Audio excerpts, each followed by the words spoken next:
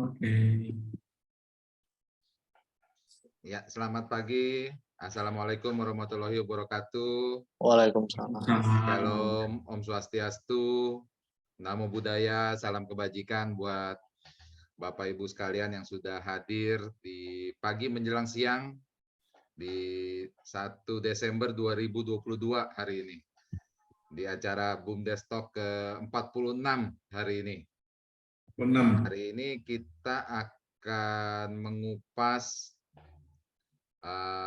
sedikit mengenai pembukuan buat teman-teman UMKM, gitu ya. Koreksi kalau salah Pak John. Betul ya. Nah, pembukuan digital. Kalau selama ini mungkin para pengusaha UMKM nih melakukan pembukuan masih catat manual gitu Pak John. Iya betul. Harus sudah beralih secara digital gitu ya. Topik kita BUMDes Talk beberapa waktu yang lalu juga menarik tuh, Go Digital or Bangkrut. Nah, ini salah satu kelanjutannya. Ternyata untuk bisa mendukung bisnis, kita membutuhkan pembukuan yang akurat ya Pak John. Luar biasa ini, ada narasumber yang sangat luar biasa, Pak Farado. Terima kasih Pak, sudah hadir mau berbagi ilmu buat kita.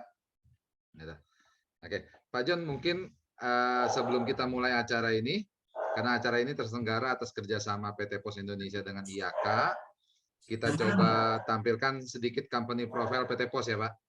Oke, silakan. Oke. Selamat menyaksikan company profile dari PT Pos.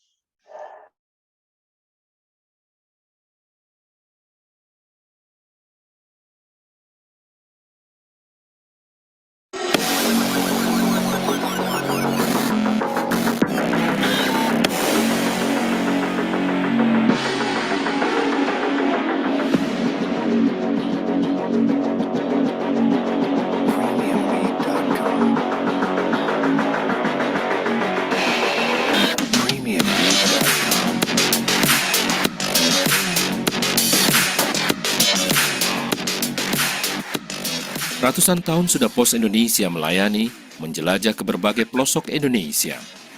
Kini, kami kembali berpacu untuk melakukan perubahan seiring denyut waktu, menjawab tuntutan sebuah evolusi.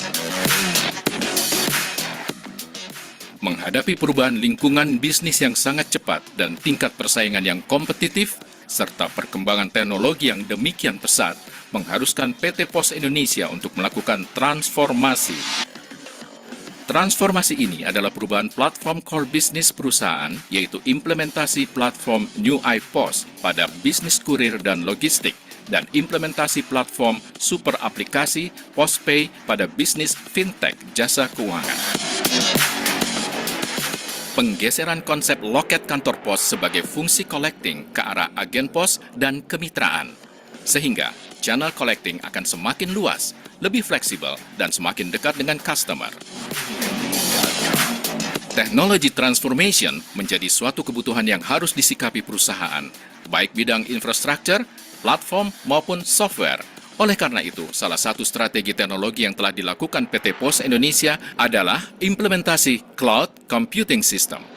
Selanjutnya, Human Resources, Organization, dan Culture Transformation menjadi kunci dalam membentuk sumber daya manusia yang profesional, didukung culture akhlak, serta struktur organisasi yang memiliki karakter agile dan follow terhadap strategi perusahaan. Pos Indonesia di seluruh Nusantara kini bersatu bersama mitra-mitranya, memulai langkah untuk bangkit menjadi raksasa penyedia jasa layanan logistik dan pos terintegrasi. Membangun infrastruktur logistik, mesin-mesin mutakhir kelas dunia, transportasi yang lebih handal, jaringan jasa keuangan terpercaya, dan berbagai varian layanan produk untuk memenuhi dan memuaskan keinginan pelanggan. Pos Indonesia kembali akan menjadi pilihan utama bagi rakyat Indonesia untuk segala kebutuhan jasa pengiriman kurir, pos, layanan jasa keuangan. One Stop Solution.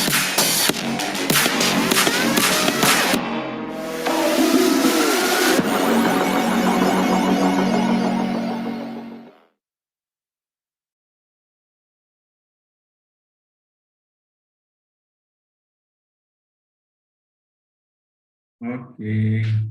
Sedikit tadi video mengenai company profile PT Pos, perubahan PT Pos yang sangat luar biasa ya. Gitu. Oke, Pak John, mungkin ada sedikit sambutan dari PT Pos Indonesia buat kita semua nih Pak John. Silakan Oke, Pak, waktu dan terima kasih. Assalamualaikum warahmatullahi wabarakatuh. Waalaikumsalam. Salam sejahtera bagi kita semua. Yang saya hormati Pak Riki, teman saya yang rutin kami lakukan, sudah bersama-sama mengadakan acara ini. Kemudian saya hormati Mas Parado, dari situ Akurat Konsultan. Beliau ini baru kemarin saya lihat wajahnya, ada Zoom sebelum ada acara ini berlangsung. Terima kasih Mas sudah hadir di acara ini. Apa kabar Mas? Sehat Pak, sehat banget nih, seger. Ya. Kemudian Pak Samsul Widodo mungkin beliau berhalangan hadir. Nah, teman-teman di Kementerian Desa serta di Dinas DPMD Provinsi, Kabupaten Kota yang juga hadir di sini, serta rekan-rekan para peserta webinar di acara ini. Nah, tema kali ini itu tentang pembukaan digital. Nah, tadi Pak Niki sudah nyampein, dulu kita pernah ada tema tentang go digital atau bangkrut gitu ya, atau diet gitu ya. Nah, ini memang semua perlu kita digitalisasikan. Nah, salah satunya pembukaan ini. Kenapa saya mengambil tema ini menjadi menarik sekali?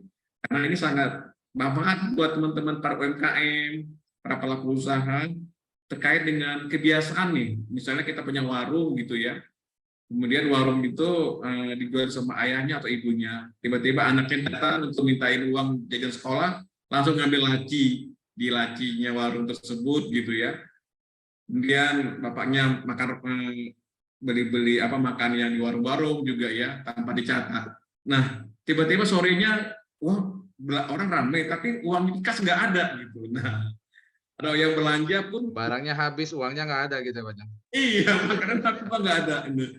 Kemudian terkait dengan orang yang punya warung bakso misalnya ya, misalnya dia punya modal 500.000, dari 500.000 itu dia bisa memproduksi 100 mangkuk. Tetapi 100 mangkuk itu ada 70% yang utang. Berarti 30 yang cash-nya. Besok dia nggak bisa belanja lagi gitu ya. Nah, bagaimana bisa melihat itu semua? Itu tentunya bisa dilihat melalui pembukuan digital, gitu ya.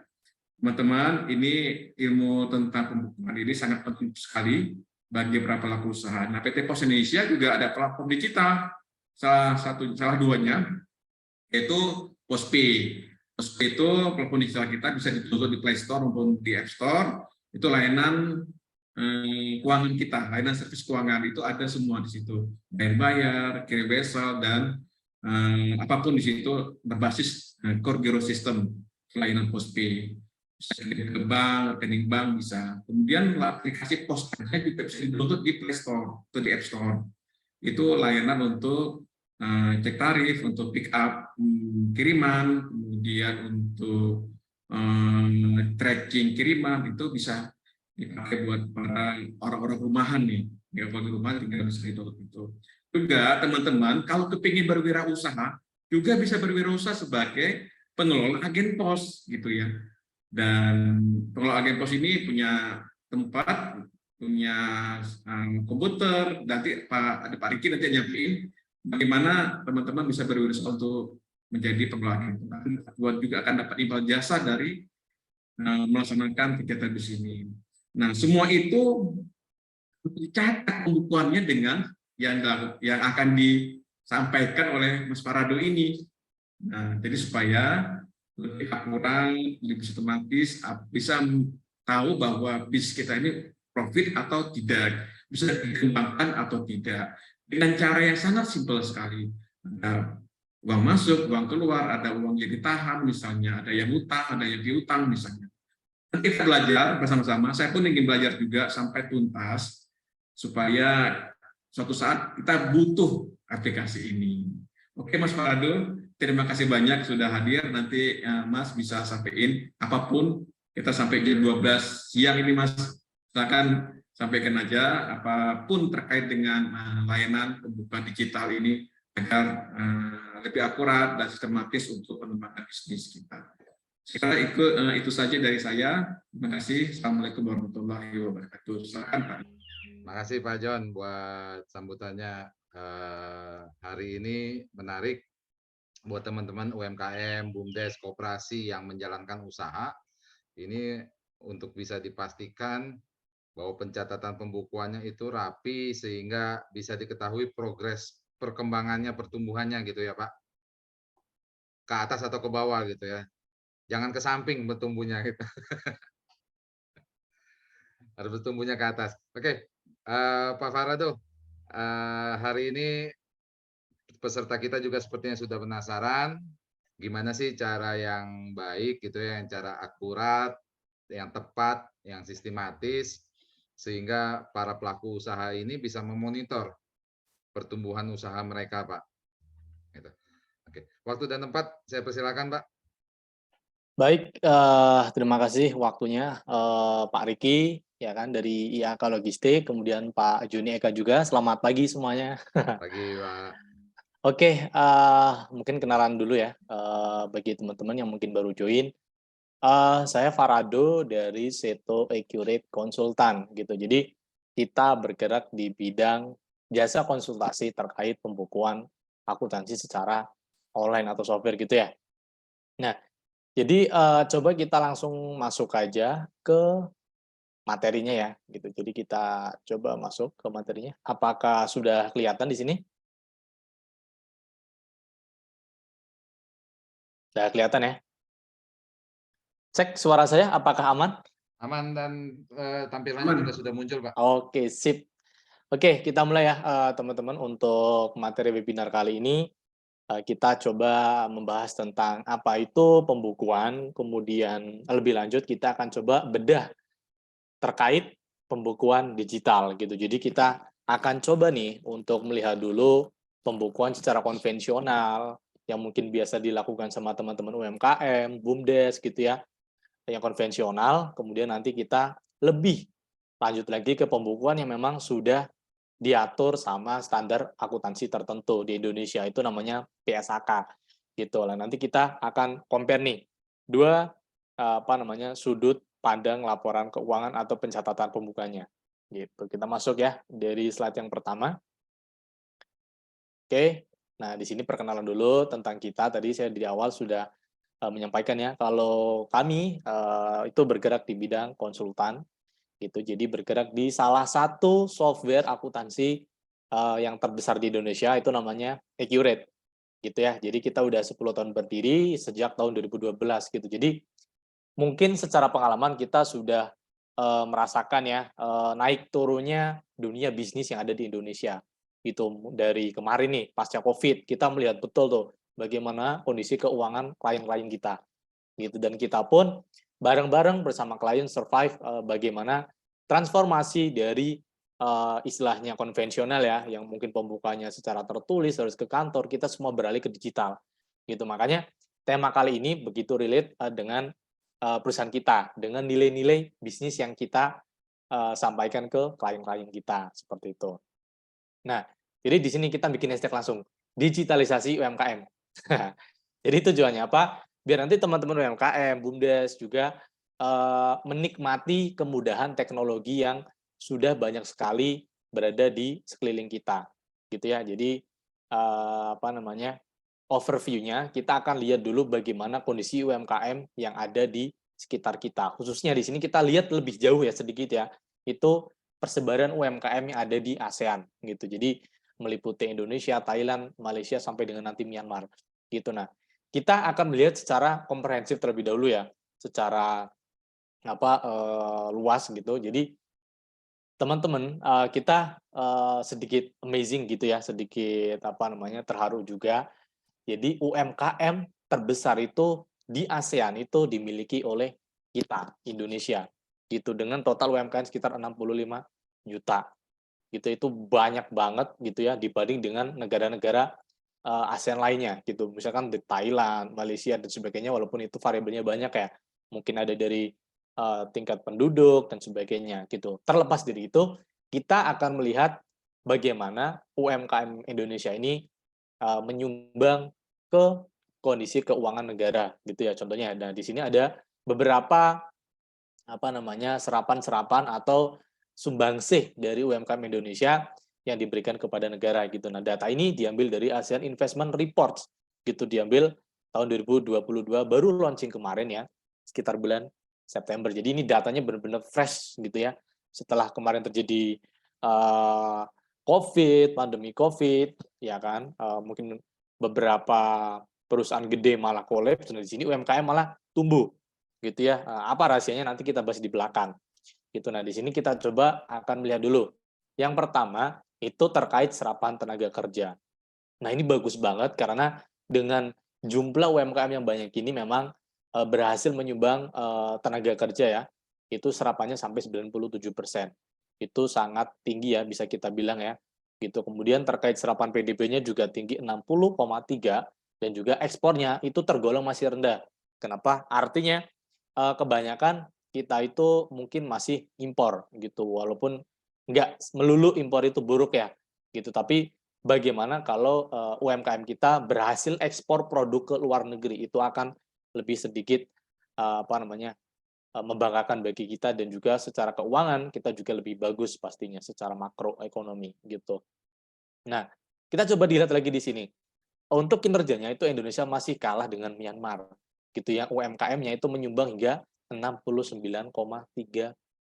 Bayangin, Myanmar cuma 70 ribu ya, 72.700 unit gitu, tapi dia berhasil menyumbang tinggi. Artinya mungkin pengelolaan UMKM di Myanmar itu sudah bagus gitu ya. Jadi untuk seperti ini kita bisa nanti belajar dari Myanmar, bagaimana mereka istilahnya mengelola bisnisnya dengan baik seperti itu ya.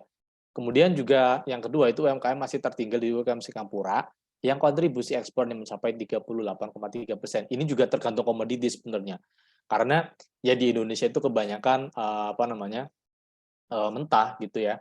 Bahan baku mentah, kemudian banyak kita ekspor gitu ya. Nah, seperti itu nanti kita coba koreksi gitu, bagaimana sih pengelolaan bisnis UMKM yang baik dari segi pembukuannya gitu. Kemudian di sini pemerintah itu mengupayakan mendorong kinerja UMKM secara nasional. Jadi makro, benar-benar makro, karena memang si UMKM ini menjadi penyumbang dari serapan tenaga kerja. PDB itu udah bagus banget. Makanya kita coba memaksimalkan lebih lanjut lagi bagaimana UMKM ini bekerja. Nah, salah satunya adalah strategi digitalisasi seperti itu. Nah, dan kita ke next slide. Nah, di sini. Oke, coba. Oke.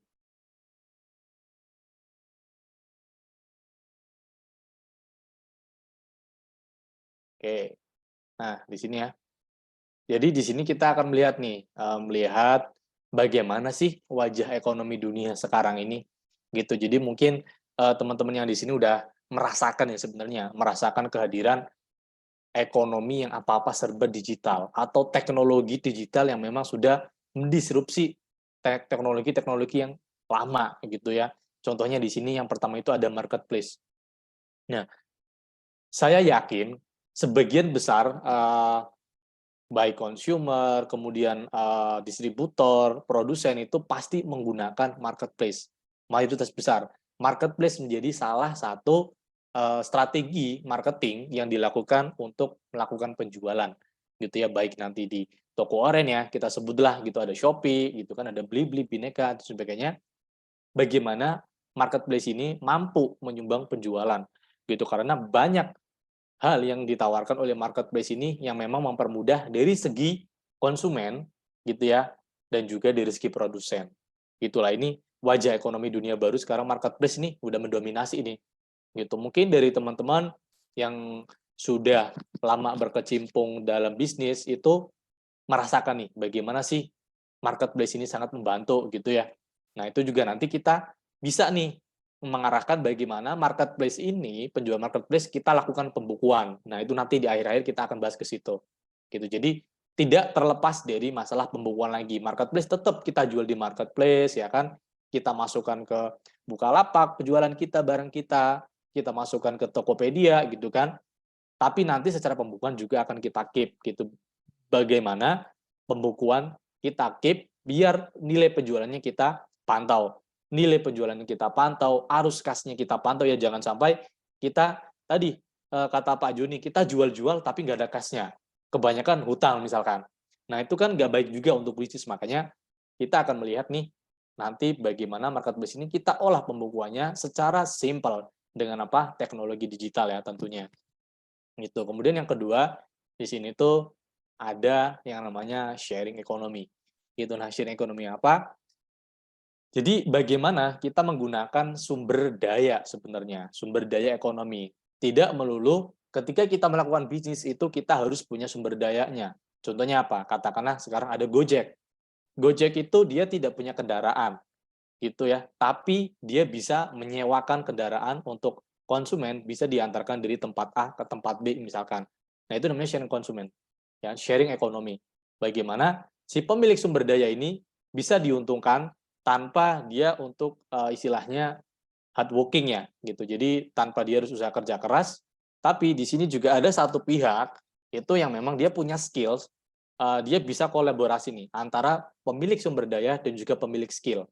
Gitu. Di sini yang dinamakan sharing ekonomi. Jadi ada kemudahan-kemudahan yang memang ditawarkan ketika kita bisa melakukan kombinasi dua ini antara pemilik sumber daya dan juga pemilik skills-nya, gitu ya. Kemudian selanjutnya itu di sini ada yang namanya smart appliances, gitu. Jadi bagaimana nih dalam apa namanya perangkat di rumah kita, gitu ya, sudah digunakan teknologi-teknologi memang smart, gitu. Contohnya mungkin ada smart TV, gitu ya, ada smart AC, handphone tentunya, gitu. Kemudian ada lagi smart lampu, gitu kan, lampu pintar yang bisa mungkin nyala, kemudian mati sesuai dengan perintah kita, gitu ya. Bahkan mobil pun sekarang sudah memakai smart voice, gitu ya. Nah, semuanya ini serba digital dan serba teknologi yang tentunya memakai intelijen tertentu, gitu. Jadi sangat memudahkan bagi kita kalau kita bisa menggunakan kemajuan teknologi ini untuk kepentingan bisnis kita, gitu. Nah, kemudian yang terakhir di sini ada education, gitu. Jadi bagaimana pendidikan, katakanlah seperti ini kita, webinar yang kita laksanakan sekarang ini juga sebenarnya itu termasuk ke dalam e-learning, gitu ya. Jadi bagaimana pembelajaran ini dilakukan tidak melulu dengan tatap muka, tidak melulu dengan webinar fisik, gitu kan. Itu mungkin selain takes time itu juga ada biaya terkait dengan waktu kita mungkin untuk ke perjalanan, ke tempat webinarnya, gitu kan, ada makan waktu, ada makan tempat, ada makan biaya dan sebagainya. Nah, dengan konsep webinar ya, di sini webinar lah, bukan seminar ya.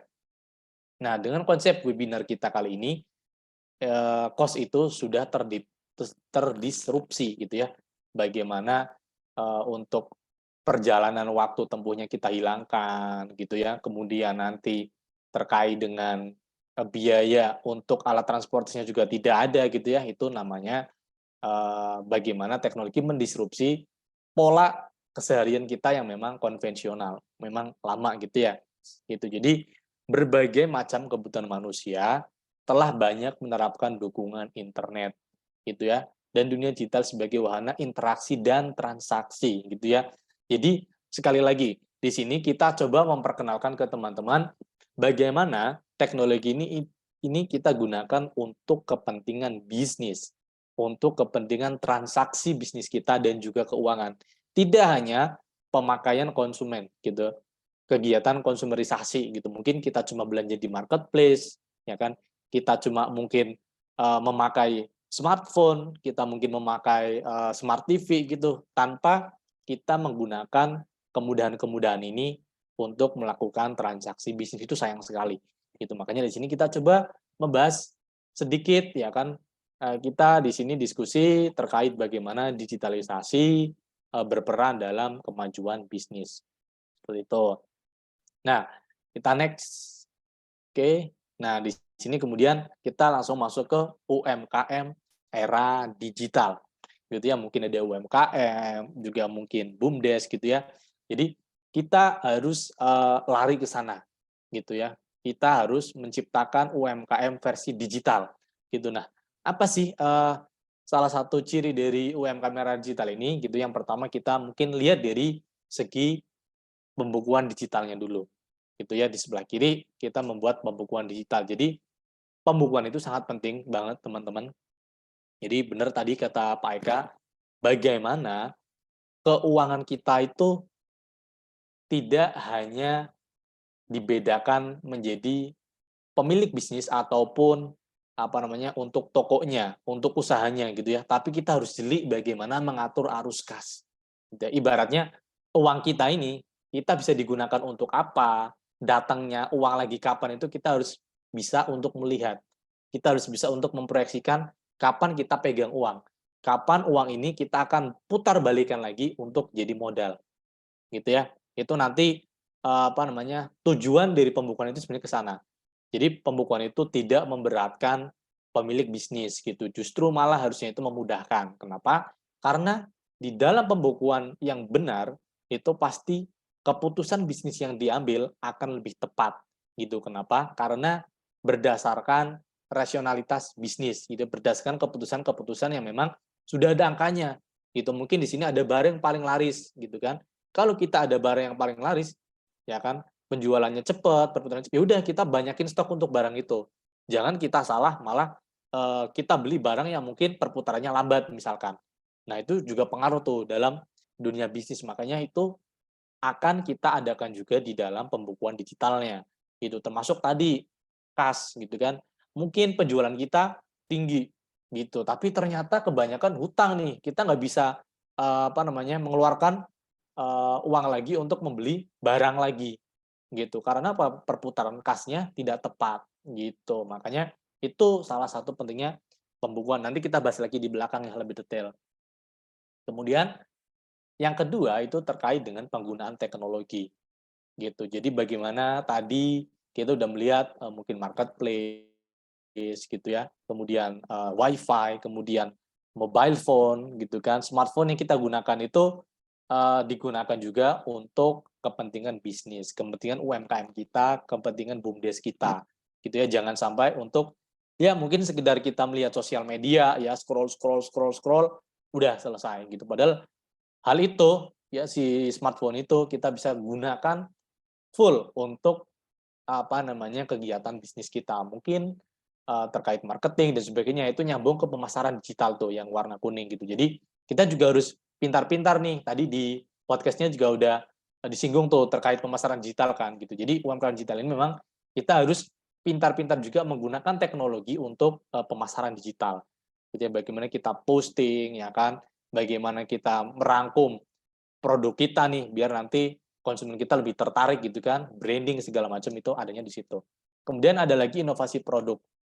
Nah, jadi teman-teman, dengan adanya kemajuan teknologi yang cepat ini, inovasi produk juga kita harus masif, ya kan, secara masif kita fokuskan gitu. Kenapa? Karena jangan sampai kita terlena dengan penjualan yang sudah tercipta gitu. Kita tetap harus melakukan inovasi-inovasi produk yang nanti ke depannya kita akan bisa diandalkan gitu ya. Jangan sampai kita punya produk nanti obsolete gitu ya, nanti kedaluarsa atau mungkin udah tidak relate lah sama kemajuan zaman atau selera masyarakat gitu ya. Makanya di sini kita harus selalu inovasi produk, entah itu produknya mungkin terkait pakan ya kan, sandang pangan, pakaian gitu kan, mode-mode. Nah, itu kan juga harus kita lihat trennya.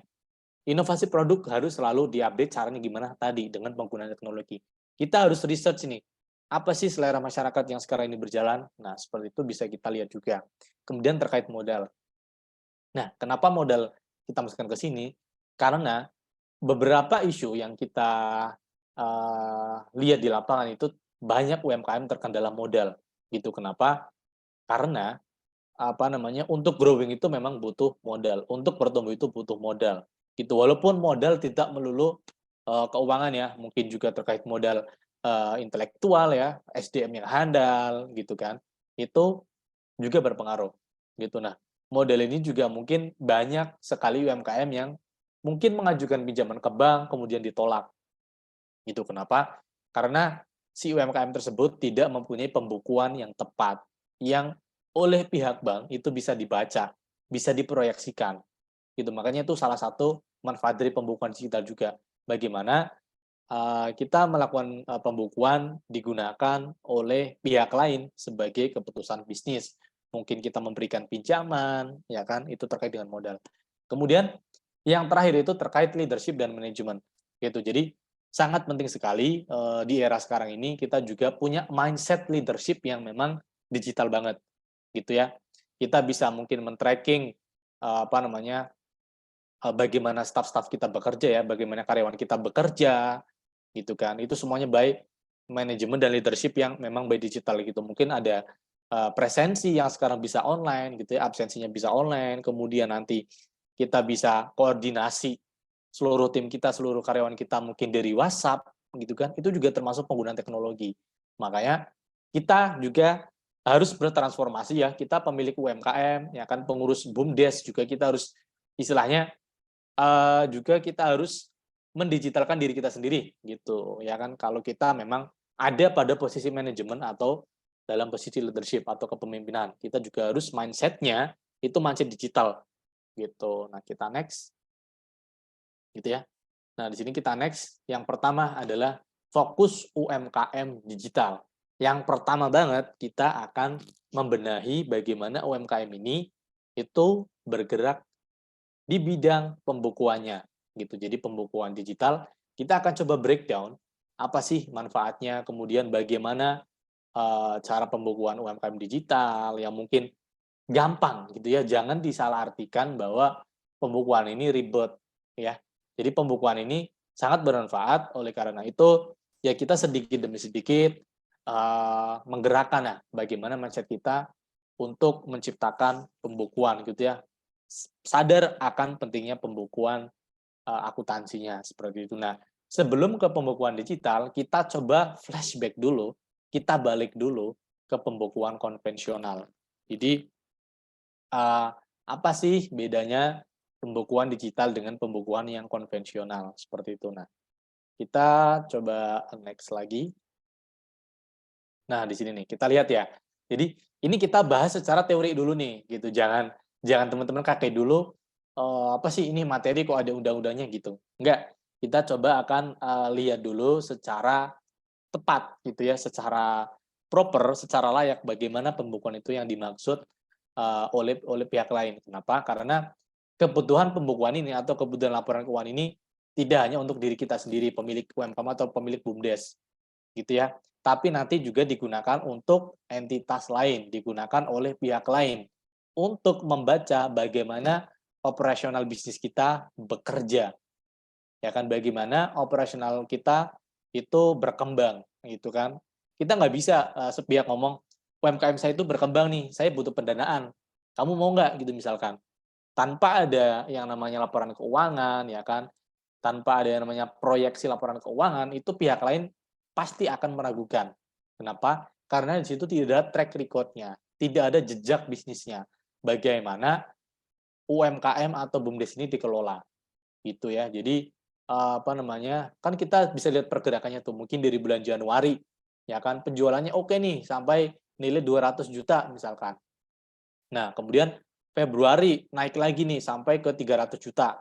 Tapi di bulan Maret ternyata turun nih, gitu. Jadi 90 juta, gitu kan. Nah, dari situ, kalau kita di pihak lain, dengan membaca laporan keuangan itu, kita bisa mempertanyakan, kenapa kondisi bisnis seperti ini?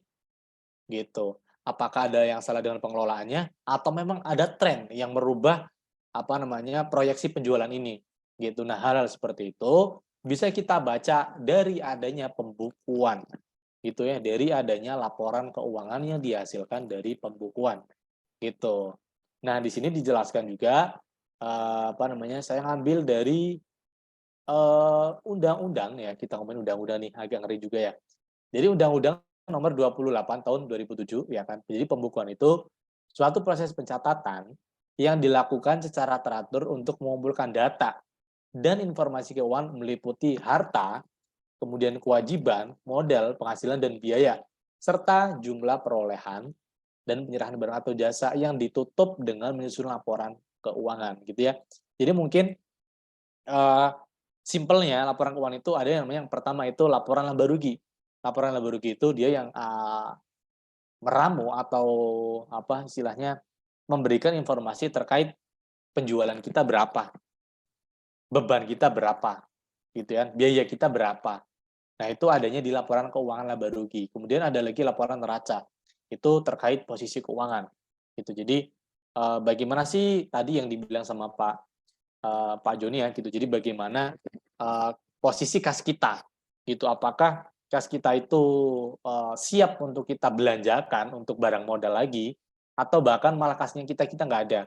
Kenapa? Karena penjualan kita kebanyakan adanya di hutang atau piutang. Jadi kita melakukan penjualan benar, barang kita habis, tapi ternyata kas kita nggak ada nih. Kenapa? Karena penjualannya semuanya piutang, semuanya hutang. Itu juga akan merepotkan kita. Kenapa? Karena dari sisi laporan keuangan neraca itu nggak balance, nggak enak. Istilahnya nggak presisi kalau kita lihat ya. Orang kita punya persediaan tinggi kok kasnya sedikit, nah itu nggak masuk akal juga ya bagi pihak luar gitu. Jadi nanti teman-teman sekalian kalau sudah biasa melakukan bisnis gitu kan, kita udah tahu nih lika-likunya bisnis kita ya, mungkin kita bergerak di bidang konveksi gitu ya. Kita udah tahu nih kalau bulan-bulan tertentu itu produksinya naik gitu, misalkan mendekati Lebaran, produksinya naik nih terkait mungkin pakaian Muslim gitu ya, produksinya naik nih. Di situ penjualan tinggi, otomatis HPP kita juga ngikutin tinggi gitu. Kenapa? Karena bahan baku yang kita gunakan juga ikut naik. Nah, di situ kan ada kenaikan bahan baku, ya kan harga kenaikan bahan baku juga ikut naik, tapi penjualan kita juga tetap naik gitu. Karena apa? Ya itu tadi tren dari bulan Ramadan mendekati hari raya, banyak Muslim yang memang membutuhkan pakaian Muslim gitu misalkan. Atau nanti ketika mendekati tahun ajaran baru sekolah gitu misalkan, di situ trennya turun. Kenapa? Karena kebanyakan para orang tua itu tidak membelanjakan uangnya itu pada pakaian keseharian tidak. Mungkin mereka membelanjakannya kepada istilahnya buku tulis anaknya gitu kan, perlengkapan sekolah ya kan, sepatu sekolah gitu. Jadi untuk tren penjualan pakaian yang untuk keseharian malah tidak ada gitu misalkan. Nah, itu kita bisa lihat dari laporan keuangan gitu. Di situ ada nilai penjualannya berapa, bebannya berapa, itu kita ketahuan gitu. Tapi juga di situ kalau kita katakanlah BUMDes ya, itu kan pasti ada beberapa laporan yang harus dilaporkan ya kepada entitas terkait gitu. Nah, selain laporan keuangan itu nanti ada catatan laporan keuangan. Jadi proyeksi bisnisnya juga kita di situ adakan, ya kita kasih keterangannya di situ. Kemudian rasionalis bisnis atau ibaratnya kita catatan atas laporan keuangan. Gitu. Jadi bagaimana di situ trennya bergeser gitu misalkan. Itu kita bisa tulis tuh di catatan atas laporan keuangan, di CALK-nya. Gitu. Nah, jadi kalau kita lihat secara konvensional, urutan dari pembukuan itu yang pertama adalah pembukuan atau pencatatan bukti transaksi. Itu yang pertama banget. Jadi kita para pelaku bisnis itu harus istilahnya menyimpan bukti transaksi. Gitu. Kenapa? Karena dari bukti transaksi itu yang kita gunakan sebagai pembentuk laporan keuangan. Gitu ya. Contoh bukti transaksi apa? Yang pertama, bukti penjualan. Ya, kalau kita nyebutnya nota lah, nota penjualan itu harus kita keep. Gitu minimal kita kasih tuh biasanya kan teman-teman ada tulisan tuh notanya berapa, kemudian kita kumpulkan satu-satu gitu ya. Kita tumbuk, nah itu juga bisa dijadikan sebagai bukti transaksi gitu ya. Kita mengumpulkan bukti transaksi gitu kan, kita mencatat bukti transaksinya, penjualannya ditulis penjualan, pembelian ditulis pembelian, atau mungkin kita mengeluarkan uang untuk beli rokok, kita mengeluarkan uang untuk beli bensin katakanlah atau makan siang, itu kita kumpulkan bukti transaksinya. Di situ kita kumpulkan, kemudian akan kita buatkan jurnal. Nah, ini kalau kita udah memasuki ngomong jurnal, buku besar neraca saldo itu memang rumit. Kenapa? Karena ini hanya dipahami oleh mereka-mereka yang memang dididik untuk menjadi akuntan gitu. Jadi kalau kita nih pemilik bisnis yang kita notabene-nya dari orang non keuangan itu akan bingung. Kenapa? Karena kita memang tidak mempelajarinya gitu. Cuma di sini kita akan melihat dulu, kenalan dulu bagaimana sih konsep pembukuan itu yang benar, tapi ini secara konvensional ya. Gitu. Jadi yang pertama kita nyatat dulu bukti transaksinya, kemudian kita akan menjurnal gitu. Jadi mungkin ada istilah debit kredit tuh kalau teman-teman accounting. Jadi mungkin kalau terjadi penjualannya di kredit, kasnya di debit gitu ya. Itu nanti ada kaidahnya gitu. Kemudian ada buku besar, ya kan, buku batik tuh misalkan mungkin ibu bapak melihat anak-anak mungkin yang di SMA atau di SMK itu kalau jurusannya akuntansi itu pasti bawa buku batik yang gede itu. Nah, itu tujuannya adalah untuk mencatat buku besar dan juga neraca saldo. Itu memang ribet sih. Nah, di sini kemudian ada jurnal penyesuaian, kemudian baru nanti bisa dihasilkan laporan keuangan. Gitu. Jadi mungkin bagi ibu bapak yang mengurusi BUMDes itu memang kan diminta ya buat laporan keuangan ya. Nah, itu prosesnya agak sedikit pelik nih kalau kita memang bukan dari orang finance atau accounting. Gitu. Kemudian sini ada jurnal penutup. Nah, jadi secara sederhananya itu pembukuan itu adalah sebuah proses pencatatan untuk mengumpulkan data dan juga informasi keuangan.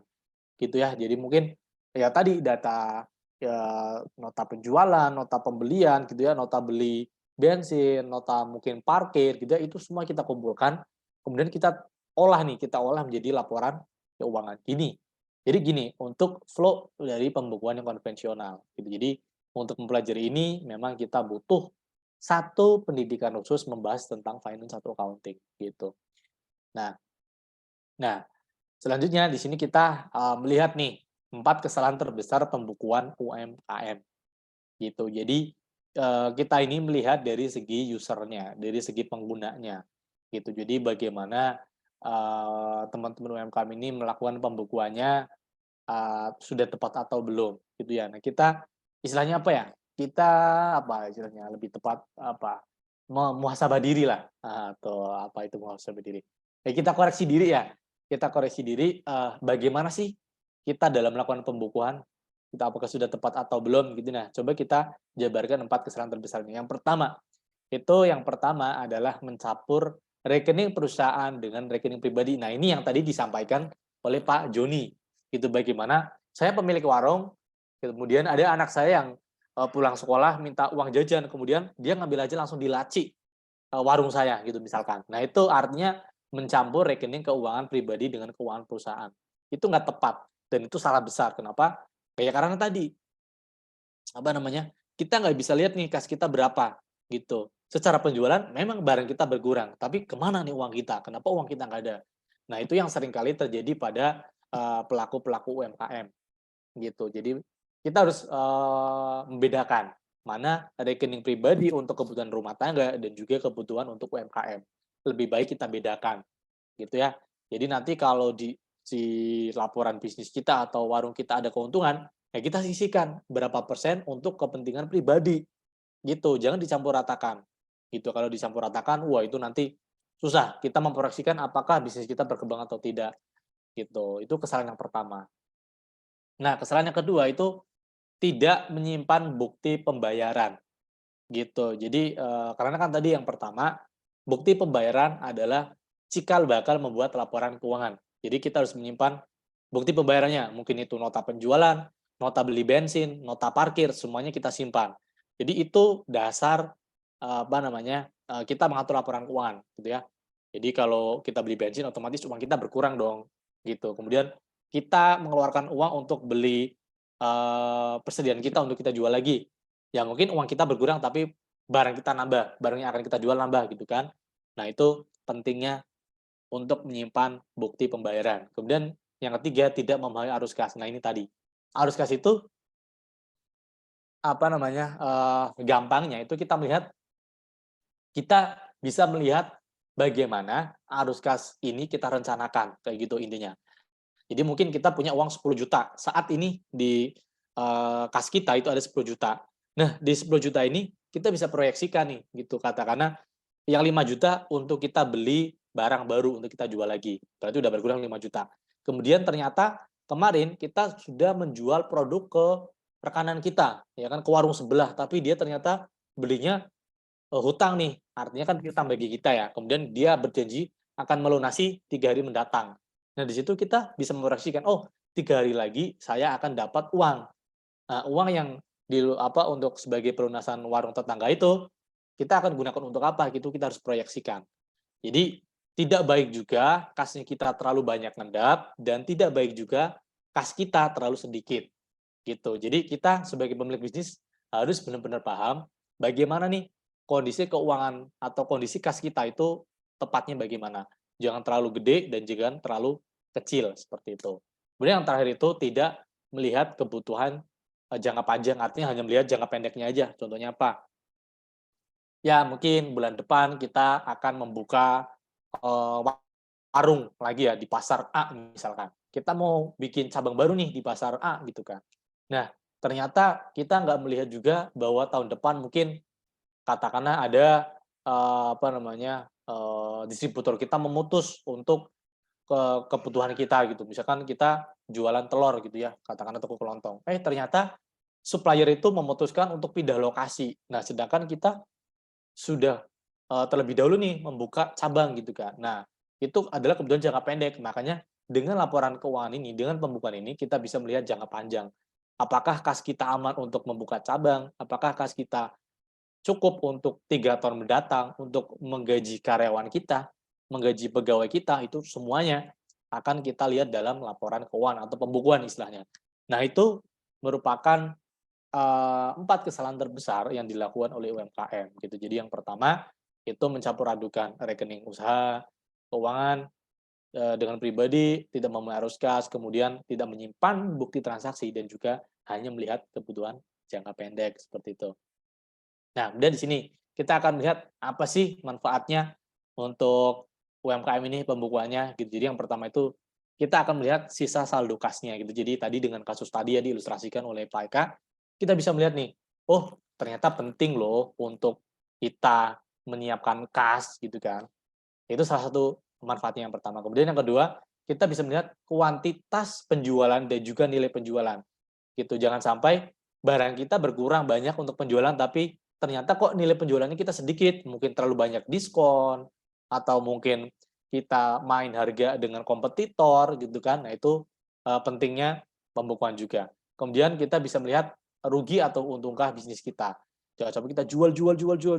Ternyata penjualan kita banyak expense-nya, banyak bebannya, mungkin ongkos kirimnya terlalu gede gitu kan, mungkin kita terlalu banyak mengeluarkan uang untuk karyawan kita misalkan, terlalu banyak untuk promosi gitu kan. Nah, itu terkait dengan untung rugi. Jadi pembukuan ini erat kaitannya sama bagaimana kita melihat profit atau logika bisnis kita. Kemudian selanjutnya itu terkait dengan apa barang yang menguntungkan bagi kita. Gitu. Jadi di situ kita bisa lihat analisanya. Oh, ini penjualan barang yang banyak nih, barang yang laku di pasar. Yaudah kita stok banyak. Gitu. Biar apa? Profit kita lebih banyak gitu. Kemudian di sini hutang piutang yang belum terjadi ada berapa gitu. Jadi kita juga harus melihat ya, kita punya supplier apakah sudah kita bayar nih kekurangan pembelian kita, atau kita punya pelanggan apakah dia sudah bayar piutangnya atau belum gitu. Itu salah satu manfaat dari pembukuan. Jadi di pembukuan itu nanti kita bisa melihat kartu piutang dan juga kartu hutang. Gitu. Kemudian yang terakhir itu ada sisa stok gitu ya. Jadi banyak sekali sebenarnya manfaatnya. Kemudian di sini saya hanya meramu yang sebagian besar bisa dirasakan oleh teman-teman pelaku bisnis gitu. Yang terakhir itu ada sisa stok. Jadi kita harus melihat sisa stok itu real time. Saat itu juga kita nggak usah nanya orang gudang berapa nih sisa barang kita gitu kan. Berapa sisa barang kita gitu ya. Iya kalau teman-teman gudang hitung, kalau nggak ngitung gimana gitu kan. Nah, itu salah satu manfaat pembukanya itu karena ketika kita pembukaan itu stok barang secara kuantiti itu kita bisa lihat juga secara langsung. Gitu ya. Nah, kita lanjut ke slide berikutnya. Jadi di sini alasan pengusaha enggan melakukan pembukuan gitu. Gitu ya. Jadi yang pertama itu terkait dengan biaya gitu ya. Kelihatannya kan wah, iya kita harus mengeluarkan biaya besar nih. Mungkin yang pertama kita harus mungkin katakan ambil kursus akuntansi gitu kan. Atau bahkan kita harus merekrut orang akuntansi gitu atau orang finance lah gitu. Itu kayaknya biayanya besar deh gitu. Nah, kemudian yang kedua tidak paham akuntansi. Nah, untuk yang ini kita bisa wajarin. Kenapa? Karena tidak semua pemilik bisnis itu berasal dari orang finance gitu. Mungkin yang awalnya kita hobi gitu ya, kita hobi di tanaman gitu ya, ternyata banyak orang yang datang ke kebun kita, suka dengan tanaman kita, akhirnya kita jual beli, laku misalkan.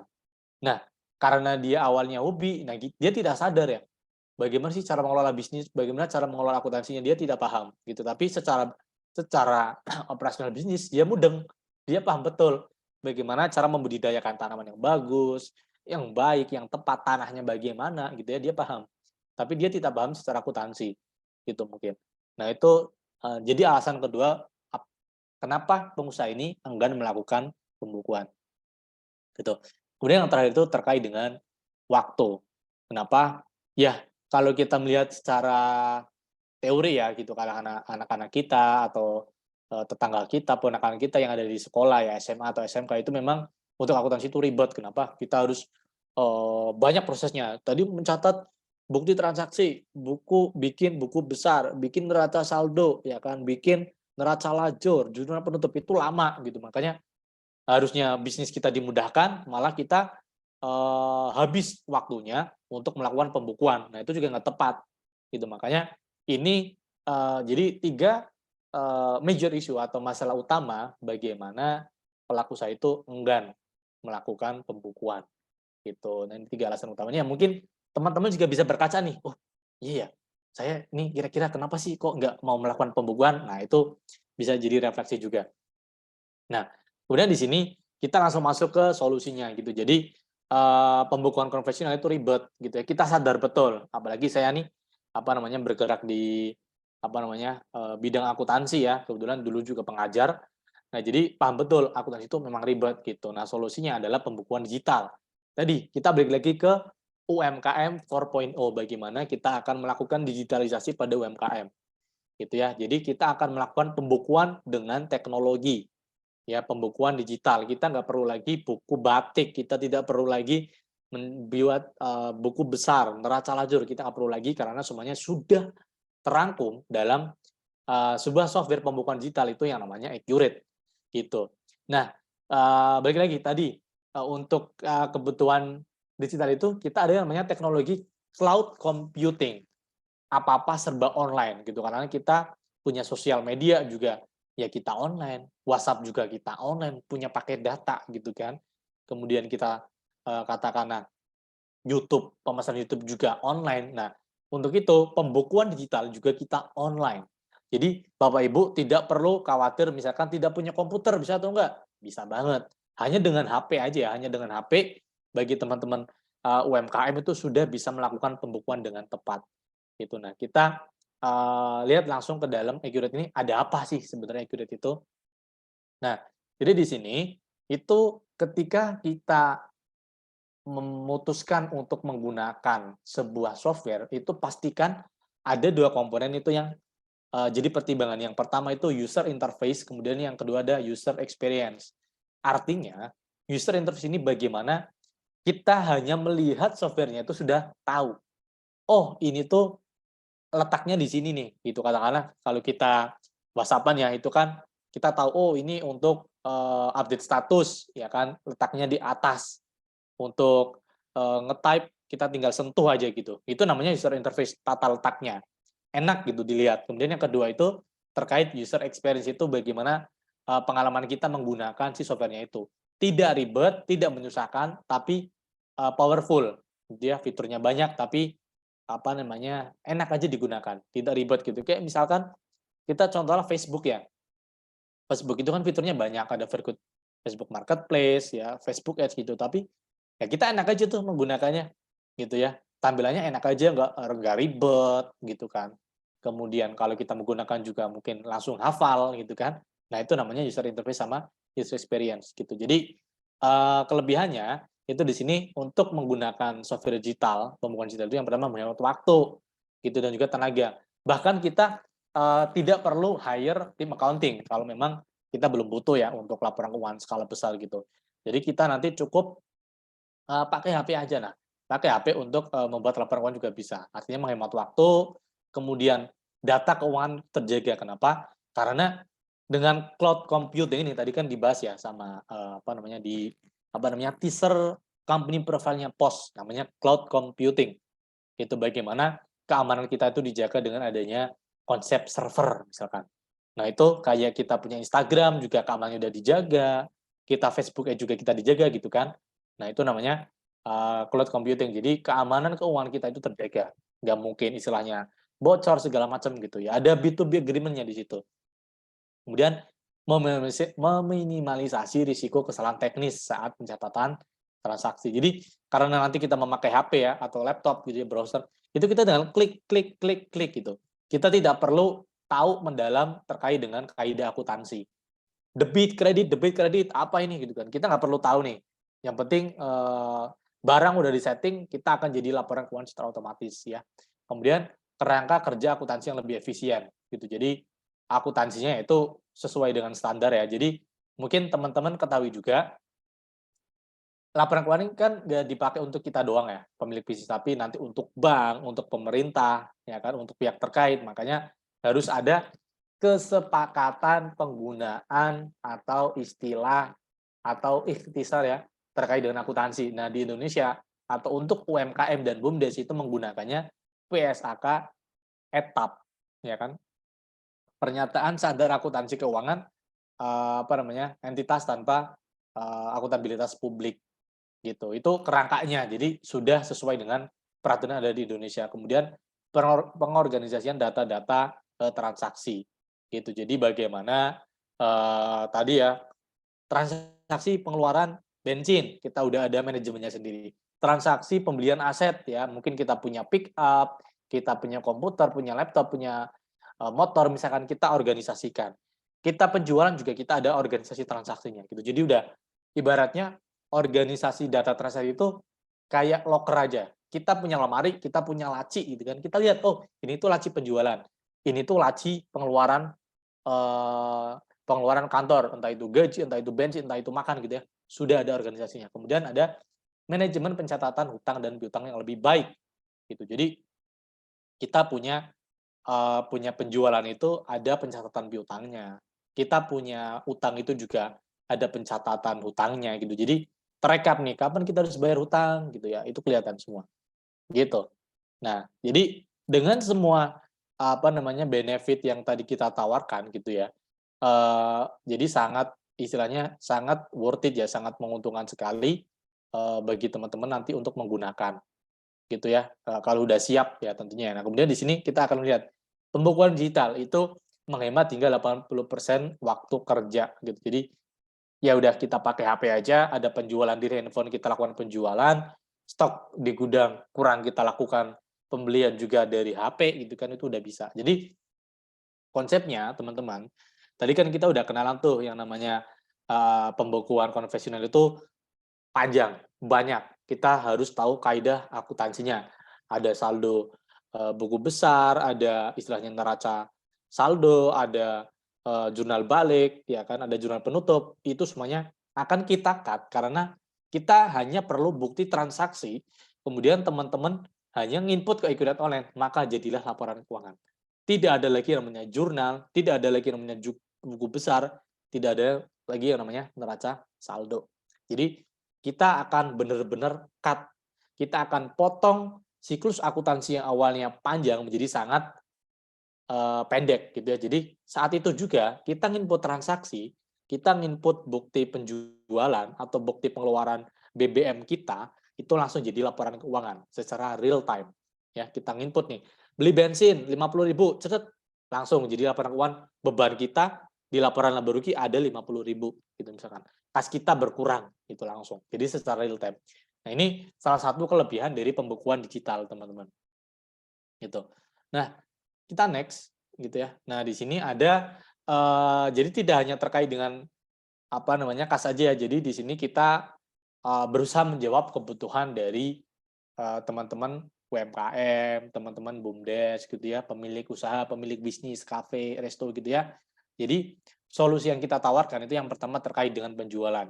Jadi penjualan juga kita sudah bisa secara digital, ya kan? Pembelian juga sudah bisa secara digital, kemudian manajemen stok nih, ini yang paling penting.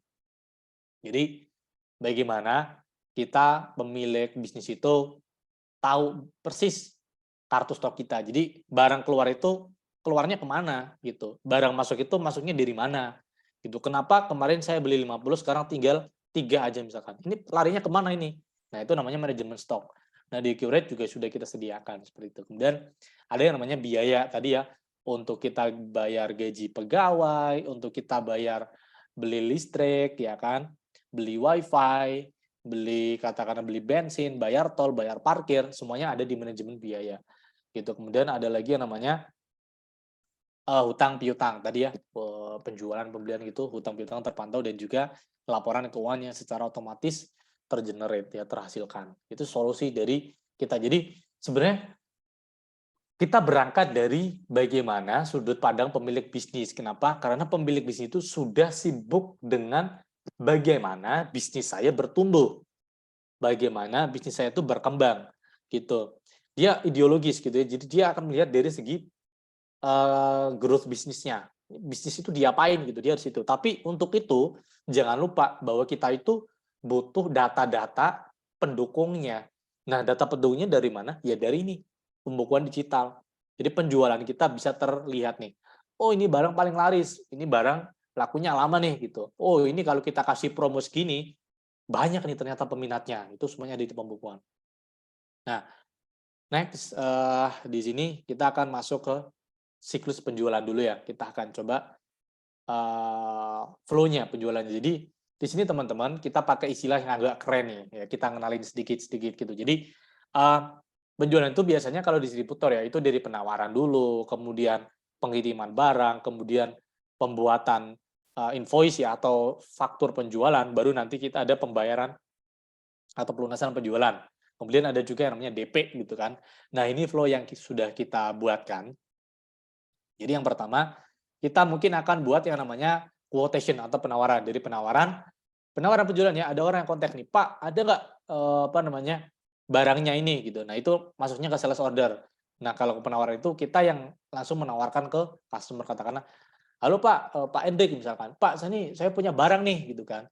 Mau nggak gitu kan. Nah, itu nanti dicatat aja di quotation, di sales penawaran gitu ya, di penawaran penjualan, kita catat aja di situ, kemudian katakanlah dari Pak Erik ngerespon, oh ya nih Mas, saya butuh barang itu, tapi gimana kalau harganya sekian gitu. Nah, itu udah masuk ke sales order. Di situ deal, oke, harganya sekian, saya kirim ya. Nah, dari situ kita masuk ke delivery nih, ke pengiriman. Delivery itu pengiriman ya. Jadi setelah kita buatin penawaran, orangnya setuju, kita kirim barang. Gitu. Nah, dia kirim barang ini, transaksi akuntansinya berjalan. Gitu. Oh, ternyata kita ada jurnalnya secara otomatis. Jadi karena persediaan kita berkurang, barang kan kita kirim nih ke pelanggan kita. Nah, itu kita terdapat jurnal akuntansinya di situ dan itu secara otomatis tergenerate gitu. Kemudian setelah barangnya dikirim, mereka puas nih, oh, barang diterima. Wah, halo Pak Farado, barangnya udah saya terima nih, bagus kualitasnya gitu misalkan. Nah, dari situ kita akan kirim invoice-nya. Oke Pak Erik, saya kirim tagihannya ya. Nah, dari situ sales invoice-nya dikirim. Gitu. Nah, itu flow yang sering terjadi pada pelaku bisnis ya, apalagi UMKM itu sering banget. Jadi dari penawaran, kemudian order, kemudian barang kita kirim jadi sales invoice. Nah, setelah jadi invoice ini ada dua kemungkinan. Apakah dia bayarnya nanti dulu atau piutang, atau dia langsung bayar kas. Nah, itu adanya di sini. Kalau ternyata dia bayarnya langsung kas, itu di sini ada customer receipt istilahnya, penerimaan gitu. Atau bahkan kalau ada DP dulu ya setelah sales order, oh ya udah nih Pak, barangnya saya DP dulu ya. Di sini juga udah ada DP. Gitu. Kemudian setelah barang diterima, ternyata kok ada yang reject, ada yang nggak sesuai kriteria misalkan. Nah, itu di sini sudah ada sales return atau retur lah bahasanya. Gitu. Jadi flow ini yang sering terjadi di pelaku bisnis yang ada di Indonesia. Entah itu bergerak di bidang apa, mungkin distributor oli, jual pakaian, ya kan, kemudian ternak ayam, ya kan, jual telur, semuanya mirip-mirip, kurang lebih flow-nya sama, siklusnya sama. Jadi dari penawaran, sales order, pengiriman, invoice, baru nanti penerimaan seperti itu. Nah, kita lanjut nih. Nah, jadi di sini ada tidak hanya penjualan sebenarnya. Di sini kita lebih jauh terkait dengan pembukuan digitalnya itu ada beberapa fitur yang kita ambil dari kebutuhan pasar, yang kita ambil dari kebutuhan pemilik bisnis. Yang pertama, fitur umum. Jadi di sini tuh kita ada multi pengguna. Contohnya apa? Saya pemilik bisnis. Karyawan saya ini kan punya akses juga harusnya untuk dia input penjualan, untuk dia input pembelian, untuk dia bayar bensin katakanlah, untuk dia bayar wifi katakanlah. Nah itu ada multi pengguna. Di Grade sudah bisa. Kemudian yang kedua ada multi mata uang. Nah ini harapannya. Tadi kalau kita lihat tren tuh dari laporan ASEAN itu, ya kan, FTAD. Jadi bagaimana kalau UMKM kita itu bahkan bisa ekspor, nggak cuma impor, pengennya kita ekspor. Nah di situ kita udah melihat kebutuhannya. Oh UMKM ini sangat besar potensinya untuk ekspor nih barangnya. Makanya di sini kita udah ada kan yang namanya multi mata uang. Jadi mungkin nanti ada mata uang Indonesia sama mata uang Singapura, mata uang Indonesia sama mata uang dolar. Ini kebanyakan misalkan kita pengrajin furniture. Wah, itu furniture laku banget. Ya, apalagi kalau di Jepara nih. Kebetulan saya di Semarang kan. Di Jepara itu banyak UMKM yang memang udah go internasional. Ya, dia jual kursi, jual meja, jualnya ke Belgia, ke Jerman, ke Belanda. Nah, itu kan butuh mata uang tuh. Mata uang luar sama mata uang Indonesian rupiah. Ya, kita udah adakan itu. Kemudian ada payroll karyawan. Kita nggak mau pusing-pusing bagaimana cara gaji karyawan gitu kan. Ya kita lihat aja absensinya. Oh, dia hari ini hadir katakanlah, ya udah. Gajinya berapa? Kamu lihat di sini. Saya lihat aja dari HP gitu misalkan. Nah, kemudian ada lagi namanya Smart Link Internet Banking. Jadi kita akan mencocokkan transaksi bank kita. Jadi kan kebanyakan sekarang semuanya by transfer. Tadi Pak Erik misalkan, Pak, saya bayarnya transfer aja ya Pak ya, gitu kan. Oke, boleh pakai rekening BCA dong. Dia kirim ke rekening BCA. Nah, kan staf saya dia tidak menerima uangnya nih karena transfernya by rekening BCA gitu misalkan. Nah, dari situ kita akan melihat Smarting Internet Banking. Jadi, rekening koran yang ada di bank akan kita tarik ke Accurate Online-nya. Jadi kita akan lihat tuh historinya. Oh, jadi bank saya itu awal bulan sekian. Kenapa di hari bulan jadi sekian itu ada transaksinya? Oh, bayar gaji pegawai. Oh, di sini kita ada bayar tagihan ke supplier, ya kan? Oh, ternyata di sini ada beban bunga bank misalkan. Oh, ya gitu kan. Nah, itu apa terpantau dengan adanya Smart Link Internet Banking. Nah, kemudian ada perhitungan aset tetap gitu ya. Jadi tadi kita punya motor, kita punya pick up, kita punya mungkin diesel gitu ya. Generator itu kita harus pantau. Di situ umur asetnya berapa gitu, karena aset itu kan nilainya berkurang terus kan, kecuali tanah. Nah itu kita harus monitor di situ. Nah itu untuk fitur umumnya. Kemudian untuk penjualan sendiri, nah di sini kita ada accurate POS. POS itu apa? Katakanlah kita punya retail ya, kita punya toko kelontong misalkan. Nah toko kelontong ini kan dia butuh cepat ya penjualannya, makanya dia pakainya accurate POS. Jadi kalau teman-teman lihat itu ada kayak ya kelontong modern yang kayak Indomaret segala macam itu pakainya barcode, cetet gitu ya. Jadi kita tinggal aja ambil barang aja, barangnya kita ambil, ajukan ke barcode scanner, dia akan ngebentuk penjualannya, cetet gitu. Itu namanya POS. Nah, itu juga udah ada.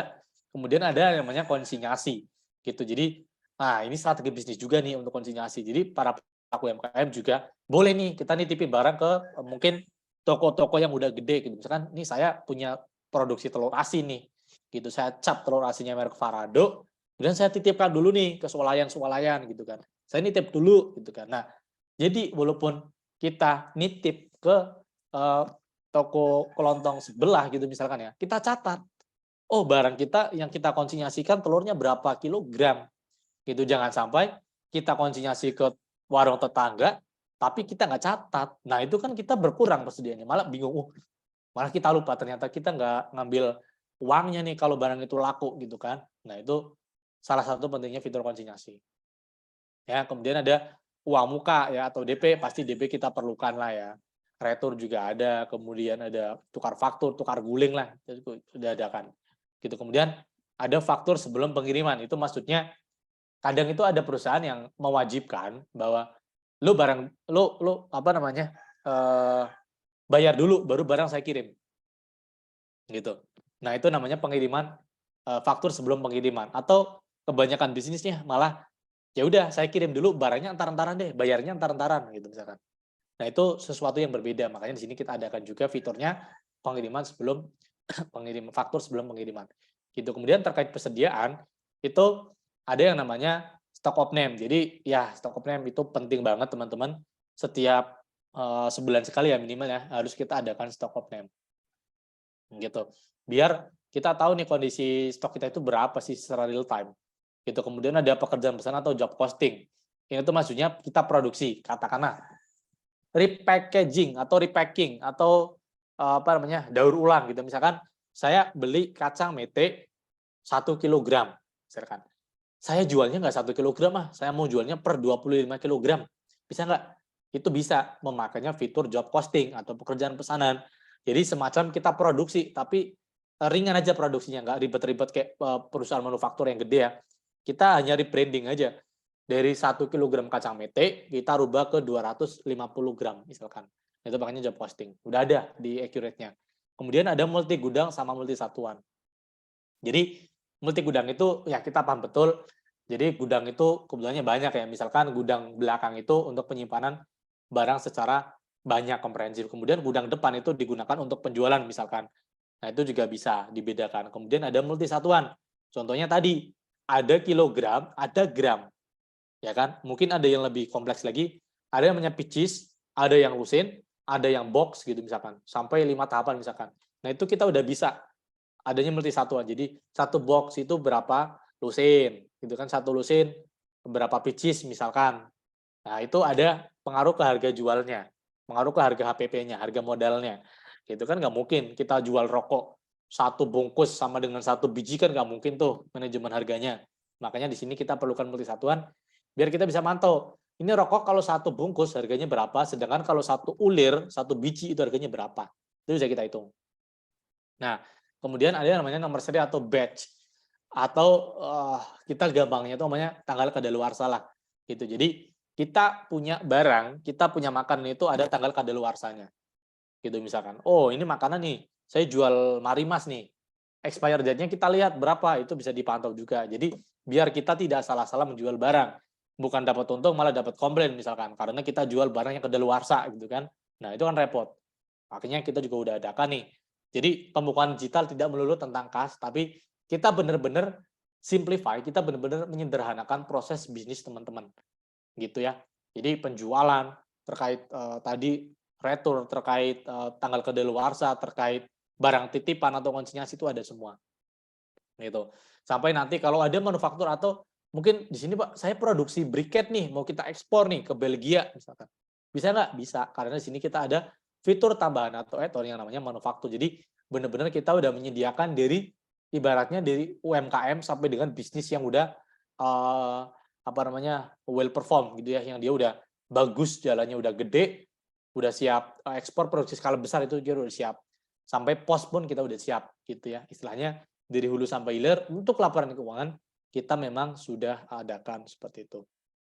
Nah, kemudian di sini yang ini kabar gembiranya ya, bagi teman-teman sekalian.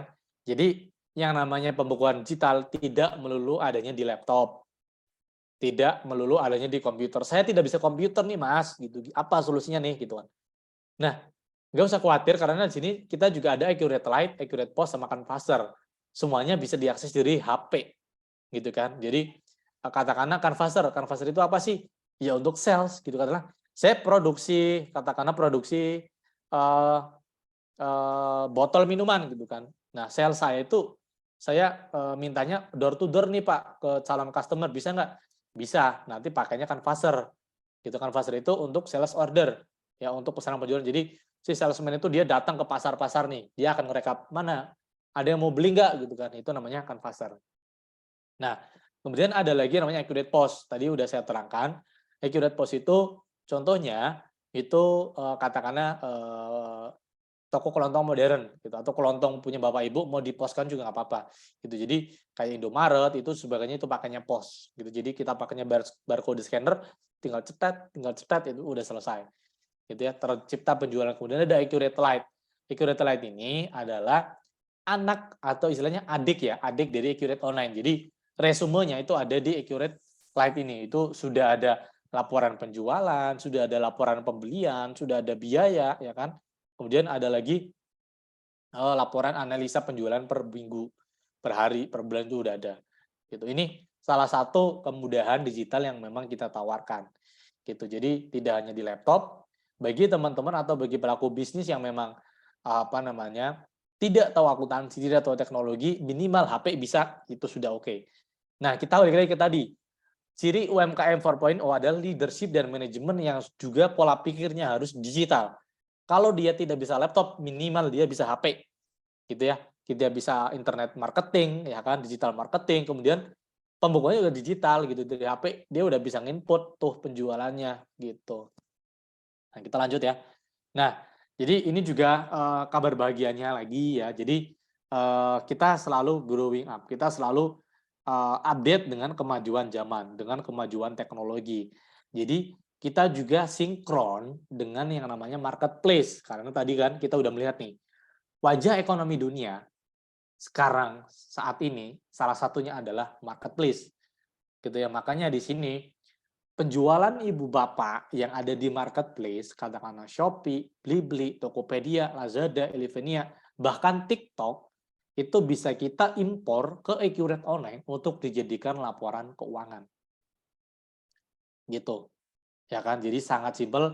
Ya udah, kita jual aja tuh di Bukalapak. Kita upload tanaman kita ke Bukalapak, ya kan? Tanaman hias, tanaman bonsai. Wih, ternyata laku misalkan. Ya udah, dari situ laporan penjualan yang ada di katakanlah Tokopedia atau Shopee kita tarik, kita unduh, kita imporkan ke Accurate. Ya kan di sini ada impor tuh. Kita impor ke Accurate, nanti akan jadi invoice atau faktur penjualan, akan jadi sales info. Jadi laporan penjualannya akan kita pantau di Accurate. Gitu. Gimana terkait dengan kasnya? Nah, jadi mungkin bagi ibu bapak yang sudah terbiasa menggunakan marketplace itu kan ada yang namanya uang diterima gitu ya, atau penjualan bagi saya nih katakanlah customer sudah melepaskan uang, itu kan artinya uangnya udah dilepaskan ke penjual gitu. Nah, nanti kasnya juga akan masuk ke Accurate sebagai pelunasan penjualan gitu. Jadi penjualan dari marketplace yang belum dilepaskan uangnya oleh pelanggan itu kan piutang ya istilahnya, itu juga bisa di Accurate-nya. Jadi di sini akan tergenerate otomatis dari rekap penjualan dan juga nilai penjualannya gitu. Jadi kalau kita butuh nama pelanggannya bahkan ya kan itu bisa juga nih, misalkan nih, wah ini ada pelanggan sering beli nih gitu kan, kita akan download nih katakanlah nomor HP-nya, alamatnya gitu ya, kita download untuk mungkin kita japri dari WhatsApp misalkan. Nanti kita kalau ada promo kita kirim di WhatsApp, itu juga bisa banget. Nah gitu ya. Jadi Accurate ini sudah bisa sinkron dengan tadi Shopee, ada Bukalapak, ya, ada JDID, sampai dengan nanti mungkin kalau ibu bapak kenal Mokapos, ya, mungkin di kafe-kafe tuh Mokapos tuh, itu juga udah bisa sinkron, gitu. Jadi kita juga melihat nih era digital itu sekarang sudah sejauh mana, gitu. Tadi kita lihat marketplace itu salah satu aja ekonomi baru loh, makhluk baru nih, ekonomi marketplace ini, makanya kita juga adakan nih ke pembukuan digital, jadi sinkron. Nah, selanjutnya di sini kita akan melihat secara lebih luas lagi. Pembukuan digital itu bukan hanya terkait kas, bukan hanya terkait dengan stok kita, bukan hanya terkait dengan hutang piutang, tidak teman-teman sekalian.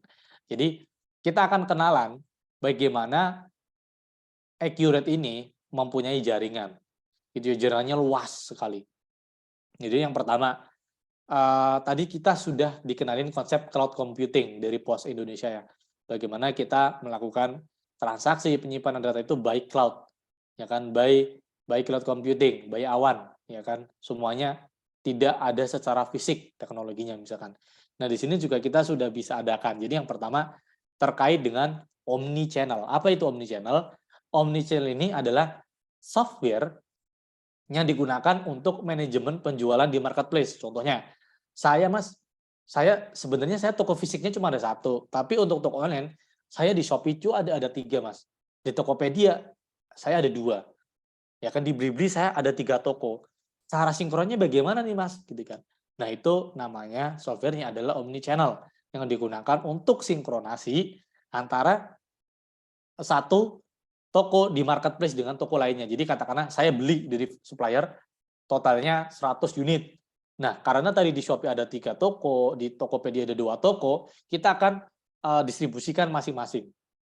Berapa untuk Shopee, berapa untuk Tokopedia misalkan.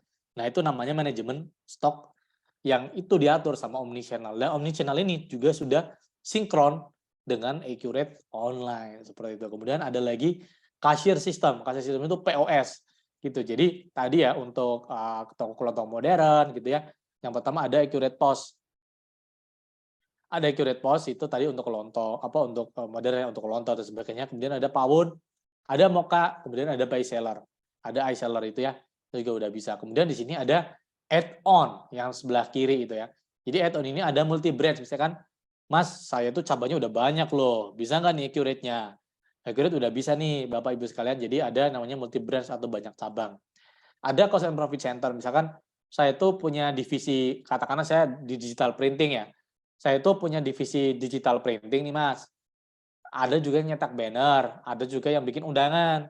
Kalau kita bedakan bisa nggak Mas? Itu bisa banget. Nama fiturnya adalah cost and profit center. Atau Mas saya tuh produksi briket nih, saya kirim ke Belgia yang tadi nih kasusnya nih, ke Belgia gitu kan. Bisa nggak Accurate buat laporan produksinya? Itu bisa. Nanti kita adakan aja fitur manufaktur. Jadi dari SPK, pengeluaran bahan baku segala macam produksinya, ya kan? Itu ada di Accurate add-on yang manufaktur. Kemudian misalkan nih UMKM Bapak Ibu sekalian sudah tidak memakai pajak yang 0,5 gitu ya, tidak menggunakan PP 23 pajaknya. Tapi sudah PKP nih, senang banget kan, bisnisnya udah growing, ya udah gede, sekarang dijadikan statusnya sebagai pengusaha kena pajak. Nah, ketika sudah pengusaha kena pajak, artinya ada kewajiban membayar pajak, ada kewajiban manajemen pajak, PPN, PPh, segala macam. Bisa nggak? Accurate juga sudah ada, Bapak Ibu sekalian, namanya sinkronasi dengan DJP gitu ya. E-faktur pajak, e-filing, e-SPT, e-billing juga sudah ada di Accurate-nya. Gitu. Kemudian untuk payment solution, kita sudah ada BCA, tadi kan ada yang namanya internet banking ya. Jadi rekening mutasi BCA kita bisa pantau dari Accurate-nya juga. Jadi ada BCA, ada UOB, ada Danamon, ada BRI, ada Mandiri, ya, sebagian besar bank sudah tersinkron dengan Accurate Online. Itu untuk payment solution. Jadi Bapak melakukan penjualan di Accurate, oke silakan jual. Bayarnya lewat apa nih? Gitu kan. Bank transfer bisa nggak? Bisa, nanti langsung masuk ke Accurate-nya. Gitu ya. Kemudian di sini untuk capital, untuk permodalan. Tadi kan UMKM 4.0 itu salah satunya harus ada modal. Nah, di sini juga kita ada capital, ada Coinworks, ada Bank BTPN sama apa tuh? Member of SMBC Group. Nah, itu dari Accurate-nya. Kemudian nanti di sini tuh ada integrasi lainnya. Jadi mungkin Bapak-bapak sudah kenal yang namanya Jubelio, ada Genie gitu ya. Itu terkait dengan e-commerce. Yaitu kemudian yang terakhir itu terkait HRD nih. Misalkan, wah Mas, karyawan saya udah 50-an lebih nih Mas. Saya pusing kalau tiap hari saya nanyain dia udah berangkat atau belum. Gitu kan, saya pusing lihat saya gaji dia itu berapa harusnya gitu kan. Nah, itu bisa pakai software HRIS ya. Human Resource software system gitu. Jadi kita untuk presensi bisa pakai digital aja, katakanlah dia hanya selfie nanti dia absen gitu ya. Nah, itu nanti pakainya software HRIS dan itu sudah bisa sinkron dengan Accurate juga. Nama servernya itu ada Altius People sama It's gitu ya. Jadi ini adalah ekosistem pembukuan digital teman-teman sekalian. Jadi balik lagi, kita sangat mendukung bagaimana UMKM dan BUMDes ini bertumbuh. Gitu. Kenapa? Ya, kalau saja kita tadi ya, kalau lihat indeks dari ASEAN Reports itu, kalau kita bisa manajemen UMKM, BUMDes-nya secara baik, pasti kita lebih kenceng larinya. Bisnis kita lebih settle, bisnis kita lebih kokoh gitu kan. Jadi salah satunya adalah pembukuan digital. Kenapa? Karena sekali lagi, pembukuan digital tidak hanya terkait dengan kas, tidak hanya terkait dengan stok, hutang piutang, tidak. Lebih luas di sini, kita Seto Accurate Consultant itu menyediakan networking yang luas. Jadi tadi dengan omni-channel, dengan DJP, orang pajak, dengan mungkin tadi ada kasir pos, ya, ada kasir sistem, ada payment solution ke bank-bank, gitu ya. Dengan omni-channel, kita sudah terbentuk ekosistemnya. Jadi, yuk bareng-bareng teman-teman pelaku UMKM, pelaku dari BUMDes, kita menuju ke digital. digitalisasi UMKM BUMDes 4.0 seperti itu. Oke, nah kita ke next slide. Nah, kemudian yang terakhir nih, kita akan menghasilkan laporan keuangan secara digital. Semua tadi, jadi ekosistem tadi, pemuarannya itu satu ke laporan keuangan. Jadi laporan keuangan ada apa lagi?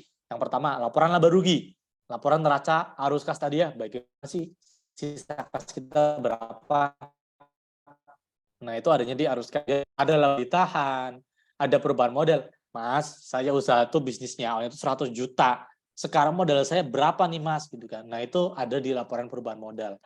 Ada lagi namanya rasio keuangan. Jadi rasio keuangan itu apa? Contohnya tuh, Mas, saya tuh mau investasi nih Mas. Saya katakanlah bergerak di bidang peternak telur misalkan ya. Saya mau investasi gitu kan 100 juta. Kemudian kira-kira balik modalnya kapan ya gitu. BPP-nya kapan nih gitu. Nah, itu nanti adanya di rasio keuangan. Seperti itu. Jadi ada laporan keuangan ya kan terkait dengan ini laporan keuangan penting, yang utama laporan keuangan. Nah, kemudian yang kedua itu terkait laporan pendukung bisnis. Ini juga nggak kalah penting bagi pemilik bisnis ya. Kayak mungkin pemilik bisnis, pengurus BUMDes itu penting banget yang namanya pendukung bisnis. Contohnya apa? Kita akan melihat laporan produk terlaris atau penjualan ya, laporan penjualan. Kemudian kita akan melihat umur piutang. Kita melihat retur penjualan. Kita melihat penjualan per salesman. Kartu stok bisa nggak dilihatin? Bisa. Biaya ongkir juga udah bisa. Jadi bagi teman-teman pelaku bisnis ya kan, laporan keuangan itu nggak cuma laba rugi, neraca, kas dan sebagainya nggak. Tapi lebih penting, lebih yang nggak kalah penting ya itu ada laporan pendukung bisnis. Gitu. Jadi laporan penjualan ini ya mungkin di pojok ini di laptopnya itu ada ilustrasinya. Jadi ada laporan persediaan, laporan gudang juga ada laporan sendiri.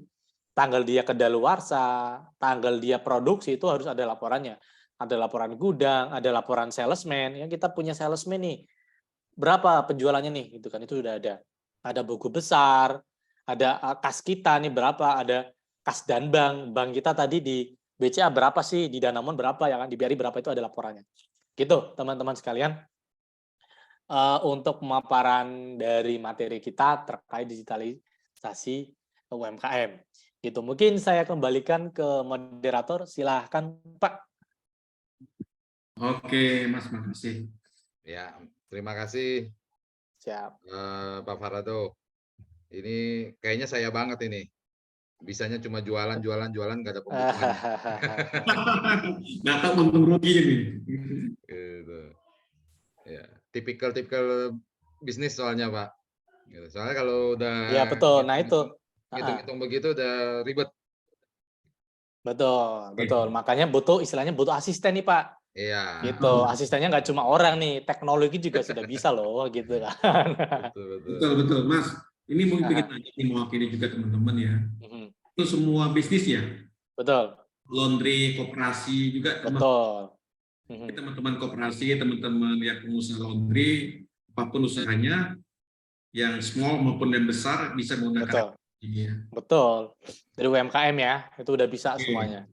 Mas, kalau mencari simulasinya pakai apa ya simulasinya nanti? Ada YouTube-nya ya nggak?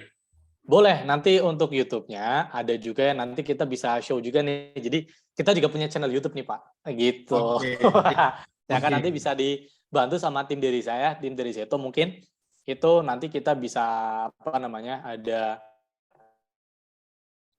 ada damisnya istilah dicobanya. Kemudian ada YouTube juga sudah ada. Bertanya juga sih. Ini ada pertanyaan bagaimana simulasinya. Kalau sekarang ini kan butuh waktu ya. Masih durasi jam begitu ya. Nanti akan ada YouTube-nya saja, nanti kita akan set. Ya, betul. Pak Riki, gimana tentang usaha agen pos? Bisa juga lo pakai ini, Pak. Ya, ini buat teman-teman UMKM BUMDes, sambil menyiapkan pertanyaan, nanti kita akan buka sesi tanya jawab. Jadi, acara ini sebenarnya orientasi kami adalah untuk mengembangkan teman-teman UMKM BUMDes ini untuk menambah cuan baru, Pak John, Pak Farado. Jadi teman-teman UMKM BUMDes ini kan punya produk untuk jualan gitu ya. Nah, ketika mereka jualan, mereka sudah dapat keuntungan dari penjualan barangnya. Ini kita akan tambahkan lagi imbal jasa atau fee ketika mereka melakukan kiriman jualannya itu melalui jaringan PT Pos dengan membuka agen pos. Jadi mereka akan mendapatkan fee tambahan dengan membuka keagenan kantor pos. Gitu. Jadi double cuan. Dapat cuan dari jualan barang, dapat fee imbal jasa lagi dari layanan jasa kurirnya. Gitu. Karena kalau saya perhatikan nih, banyak sekali para teman-teman pebisnis online yang menggunakan trik itu, mereka mengambil keuntungan atau profit dari jualan barangnya itu kecil. Tapi mereka mengandalkan ketika mereka kirim lewat pos, mereka mendapat fee atau imbal jasa lagi, Pak John, Pak Farado. Jadi untuk jualan barangnya mereka ngambil profit tuh kecil, mungkin nggak nyampe 10%. Gitu. Ada yang bilang katanya jualan barang itu mereka cuma ngambil bangsa 3.000 sampai 5.000 perak per transaksi, gitu. Jadi, tapi dari cashback ongkirnya, dari imbal jasa ongkir, itu mereka bisa mendapatkan 17,5% dari ongkir, jadi lebih gede. Kalau jualan barang mereka udah adu harga soalnya. Toko A jual produk katakan mie instan, harganya 2.500. Ada toko B supaya bisa fight, mereka jual 2.400, lebih kecil, lebih murah. Nah, ternyata mereka triknya adalah dengan biaya ongkir. Nah, ini saya percepat ya. Karena saya yakin teman-teman BUMDes dan koperasi pelaku usaha UMKM di sini sudah mulai merambah kegiatan digital marketing, bisnis online, ya. Ini nanti layanan yang nanti bisa dilayani oleh teman-teman ketika bergabung membuka agen pos, ya. Sudah selayaknya kantor pos cabang, bisa menerima pembayaran tagihan rutin bulanan masyarakat sekitar, masyarakat yang mau beli token listrik, mau top up isi ulang, top up e-money, itu bisa juga dilakukan. Nah, yang ketiga, pengiriman surat dan paket ke seluruh Indonesia, karena PT Pos yang satu-satunya perusahaan jasa kurir nih yang menjangkau dari Sabang sampai Merauke. Nah, yang keempat, nah ini yang sebenarnya yang coba kita giatkan nih buat teman-teman BUMDes, UMKM, koperasi, untuk bisa jualan secara internasional. Gitu. Nanti bisa jualan melalui media platform yang sudah ada gitu ya, marketplace yang sudah ada, Alibaba dan lain sebagainya gitu ya. Bahkan Shopee juga ada Shopee internasionalnya. Jadi nanti katakanlah punya produk UMKM tuh keripik jengkol.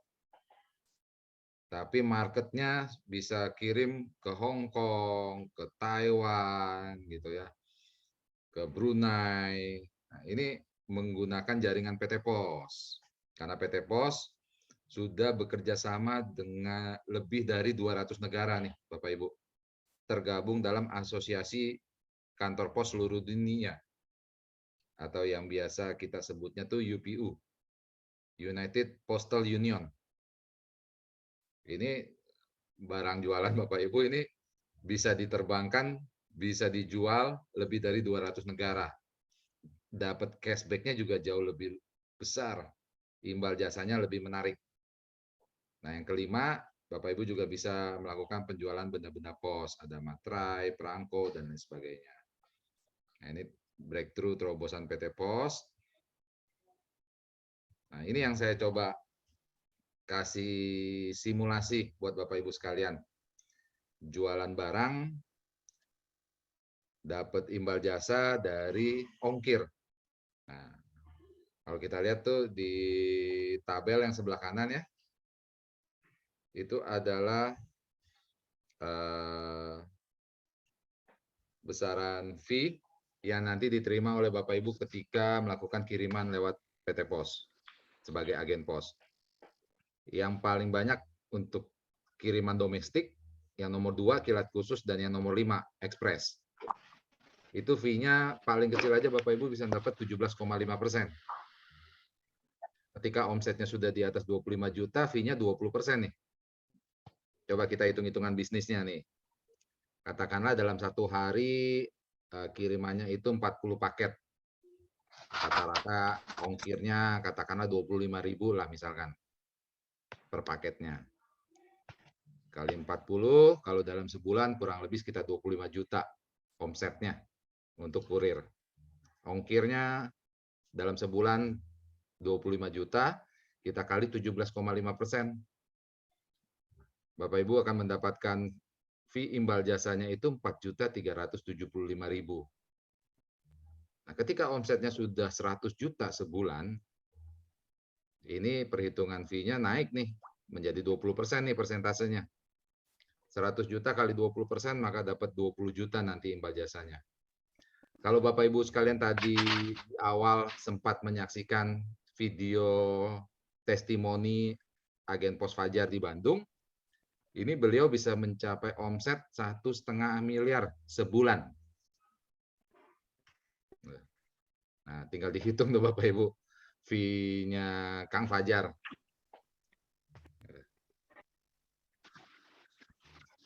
Nah, ini beberapa agen pos yang sudah bergabung.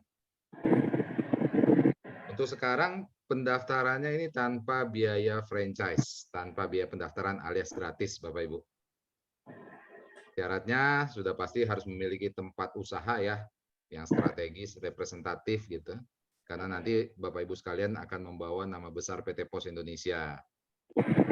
Lalu kedua, ketentuan jarak.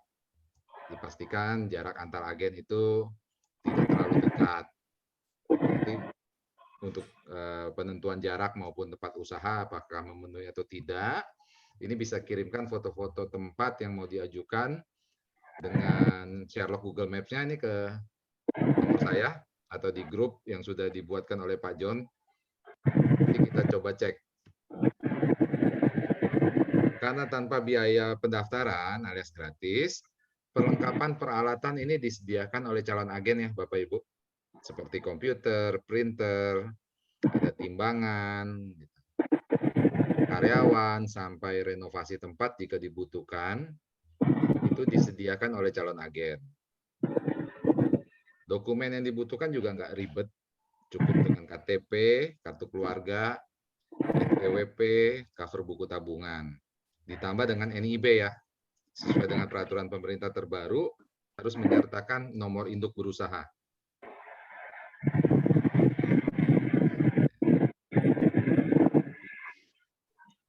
Oke. Nah, gitu. Nah, Bapak Ibu sekalian yang ingin bertanya baik ke agenan pos maupun aplikasi dari SAC, dari Akurat, kita berikan waktu sekitar 10 menit, mungkin Bapak Ibu ingin bertanya silakan. Karena fitur ini punya potensi tawar di pemerintahan, punya Pak bergening Salahuddin, silakan Pak. dalam posisi ini memang masih dibutuhkan, khususnya dalam bidang pendanaan. Itu sebabnya kegiatan mereka oke. Pak Sahafuddin Karim, silakan Pak.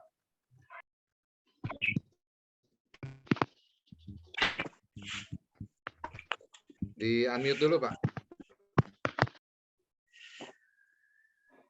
Halo? Iya. Sudah Pak? Sudah? Sudah, tapi kameranya malah nggak ada Pak. Hah? Halo? Ya, silakan Pak.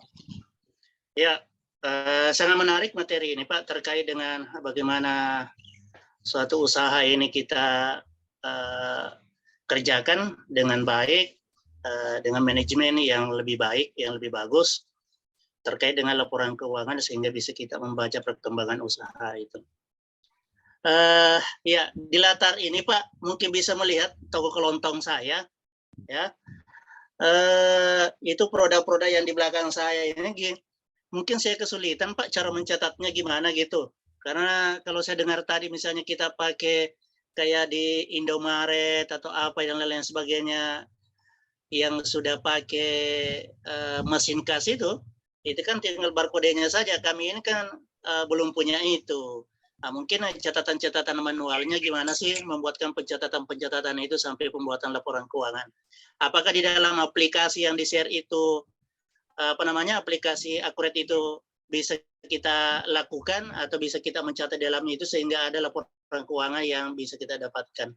Atau kalau tidak mungkin adalah semacam aplikasi laporan yang sederhana yang dari aplikasi Excel Pak ya, yang sederhana mungkin sehingga bisa kita mencatat seperti itulah.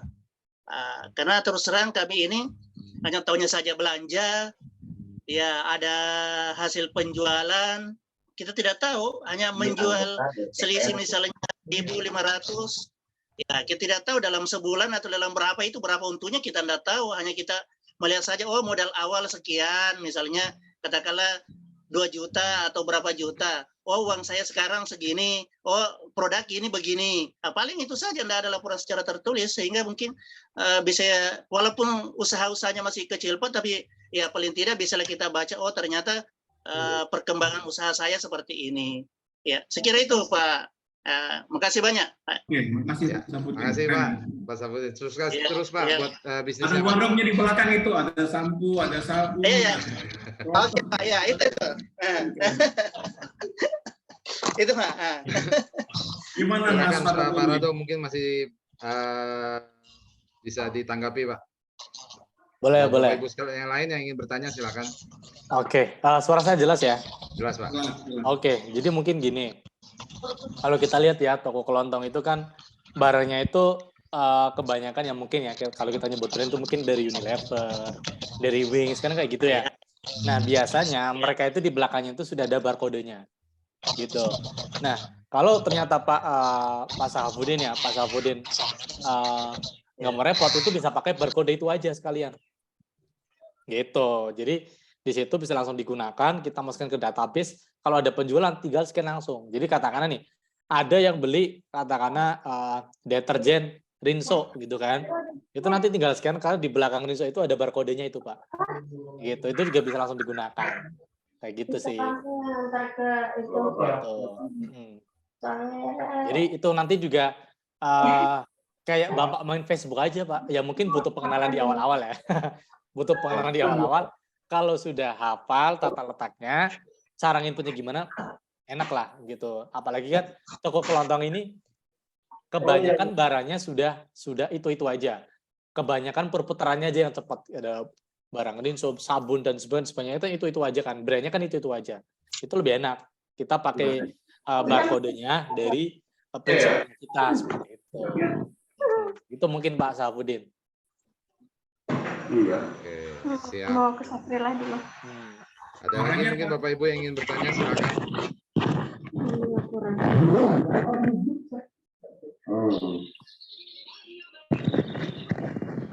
Selamat siang Bapak-Bapak, beristimewa untuk para narasumber. Saya ini sangat-sangat tertarik tadi karena sudah pembukuannya sangat-sangat mendetail. Tapi permasalahan bagaimana kami mau download itu ya, boleh kasih kan? Terima kasih. Oke, siap Pak Joni. Oke. Langsung dia pakai. Ya, silakan Pak. Oke. Jadi untuk downloadnya mungkin dari tim Seto ada yang bisa memberikan linknya. Sebenarnya tadi saya udah ada lihat ya linknya. Jadi oke, kita boleh bisa di-share lagi di kolom chat. Boleh. Bentar ya, saya bantu juga untuk linknya gitu. Jadi kita bisa masuk ke Accurate. Ini ya, sebentar. Nah, jadi untuk ini bisa masuk ke sini, Pak. Gitu, udah masuk ya ke kolom chat ya. Jadi nanti untuk trialnya itu bisa aja langsung masuk ke accurate.id gitu. Di situ Bapak butuh register aja, paling nggak ada 1 menit ya, isi data perusahaan kayak Bapak bergerak di bidang apa kayak gitu-gitu ya, diisi aja di situ. Kalau udah langsung bisa dipakai Pak. Gitu. Kalau mau download ya seperti biasa kita masuk ke Play Store ya kan, di situ ketik Accurate itu nanti sudah ada, tinggal diinstal langsung. Gitu. Sama seperti aplikasi lainnya. Assalamualaikum warahmatullahi wabarakatuh, Pak. Waalaikumsalam. Iya dari Semarang mau tanya Kak, ini kalau untuk yang link download itu kan untuk yang trial aja. Betul. Kalau misalkan kalau berlangganan itu untuk biaya per bulan berapa? Kemudian apakah ada maintenance untuk kelanjutannya atau gimana? Kan sifatnya ini kan online kan ya, Pak? Betul, betul. Betul. Oke, Saya jawab silakan, langsung. Pak Farado. Oke. Nah, jadi untuk biaya berlangganan itu nanti ada ya ketika di register itu nanti muncul di situ untuk harganya. Itu mungkin per bulan itu jatuhnya sekitar 200 ribuan ya. Gitu untuk dari official dari curate-nya harganya segitu. Kemudian untuk maintenance nih. Nah, untuk maintenance ini sebenarnya untuk softwarenya itu sudah kita pastikan memang jarang sekali ada kerusakan softwarenya. Mungkin dia pencatatnya, kok ini kok nggak sesuai ya Mas ya, penjumlahannya nggak sesuai, itu sudah nggak ada. Gitu. Jadi untuk maintenance itu nanti bisa ada tim supportnya namanya. Gitu. Jadi istilahnya ada customer service lah. Itu nanti Ibu bisa menghubungi customer service-nya. Bisa ke kita, ke Seto Accurate Konsultan juga bisa, atau langsung ke Accurate-nya juga bisa. Gitu. Jadi ada via email Ibu, atau nanti telepon dengan kita, Seto Accurate juga bisa. Seperti itu. Nah, Pak Farado, karena kan nih harga bulanannya lumayan ya, 200 ribuan. Ini kalau kita mau coba dulu supaya kenal gitu, mau pakai dulu gimana? Ada fitur uji coba atau gimana nggak? Ada. Oh, ada. Jadi, alhamdulillah. Jadi nih, Bapak, Ibu. untuk trialnya kita kasih 1 bulan. Wah. Gitu. Oke, 1 bulan. Silakan Ibu Bapak mencoba dulu ya kan. Pastikan sudah sesuai dengan kebutuhan bisnisnya. Gitu. Kalau sudah nanti kan kalau berlangganan ke depan lebih enak ya. Artinya yang pertama tadi tujuan bisnisnya sudah tercapai. Karena sebenarnya tujuannya itu hanya untuk bisnis saja. Gitu. Pembukuan ini harus mendukung kita punya bisnis kan kayak gitu ya. Betul. Nah, kayak gitu sih. Nah, ayo dimanfaatkan ada fitur uji coba 1 bulan gratis ya, Pak Farado ya? Ya, baik-baik. Gratis tuh uji coba 1 bulan, dimaksimalkan, nanti dimaksimalkan, dimasukkan semua data-datanya, jualannya seperti apa, kalau nyaman baru dilanjutkan, kalau nggak nyaman ya nggak usah dilanjutkan, gitu kan?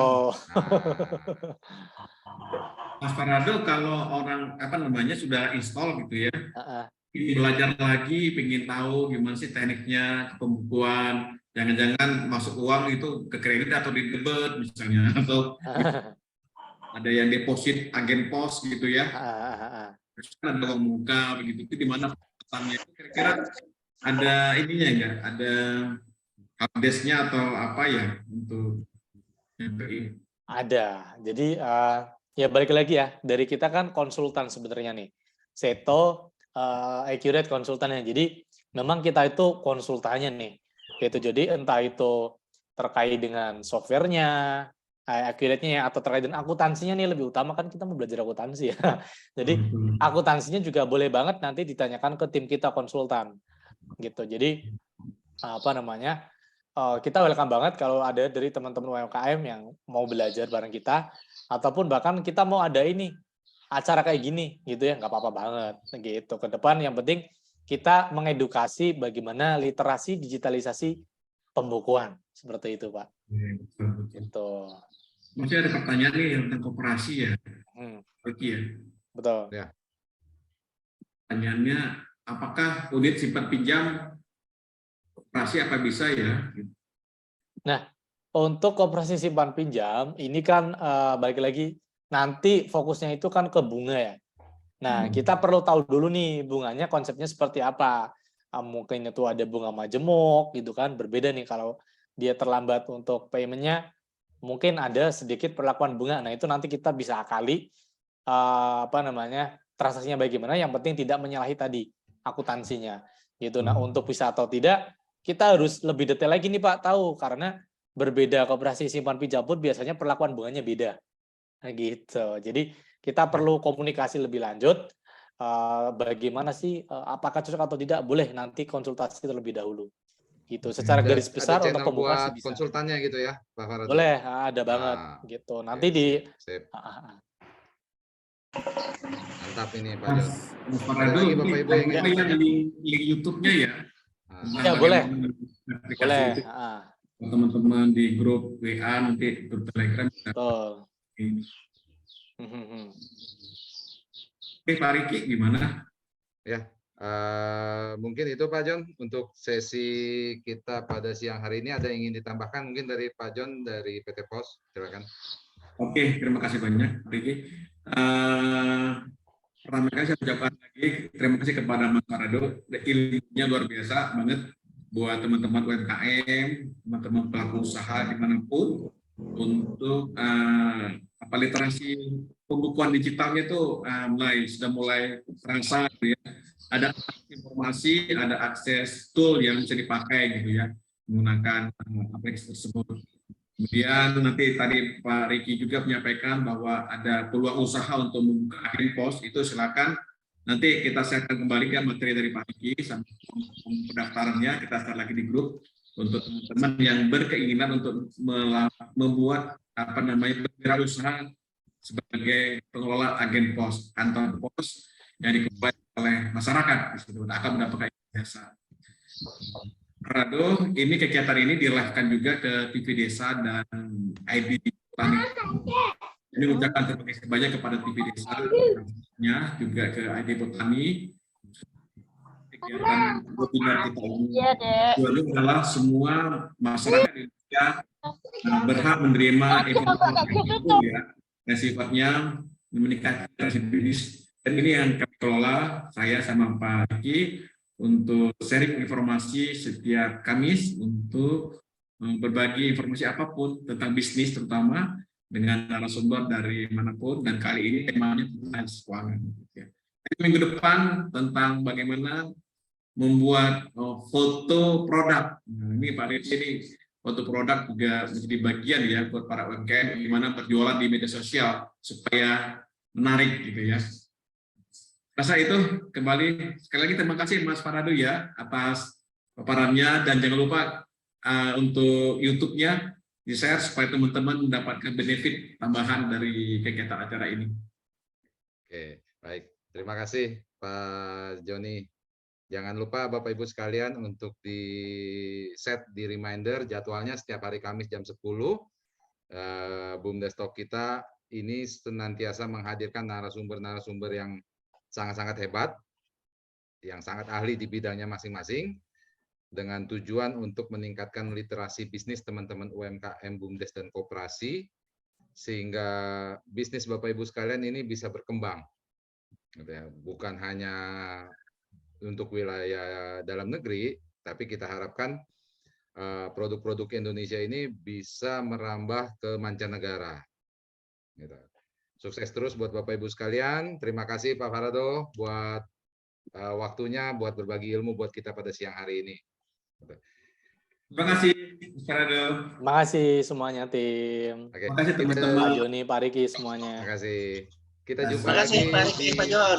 Ya, siap. Kita jumpa lagi minggu depan di hari Kamis jam 10 waktu Indonesia bagian Barat dengan topik-topik yang tadi sudah dibocorkan sedikit dari Pak John.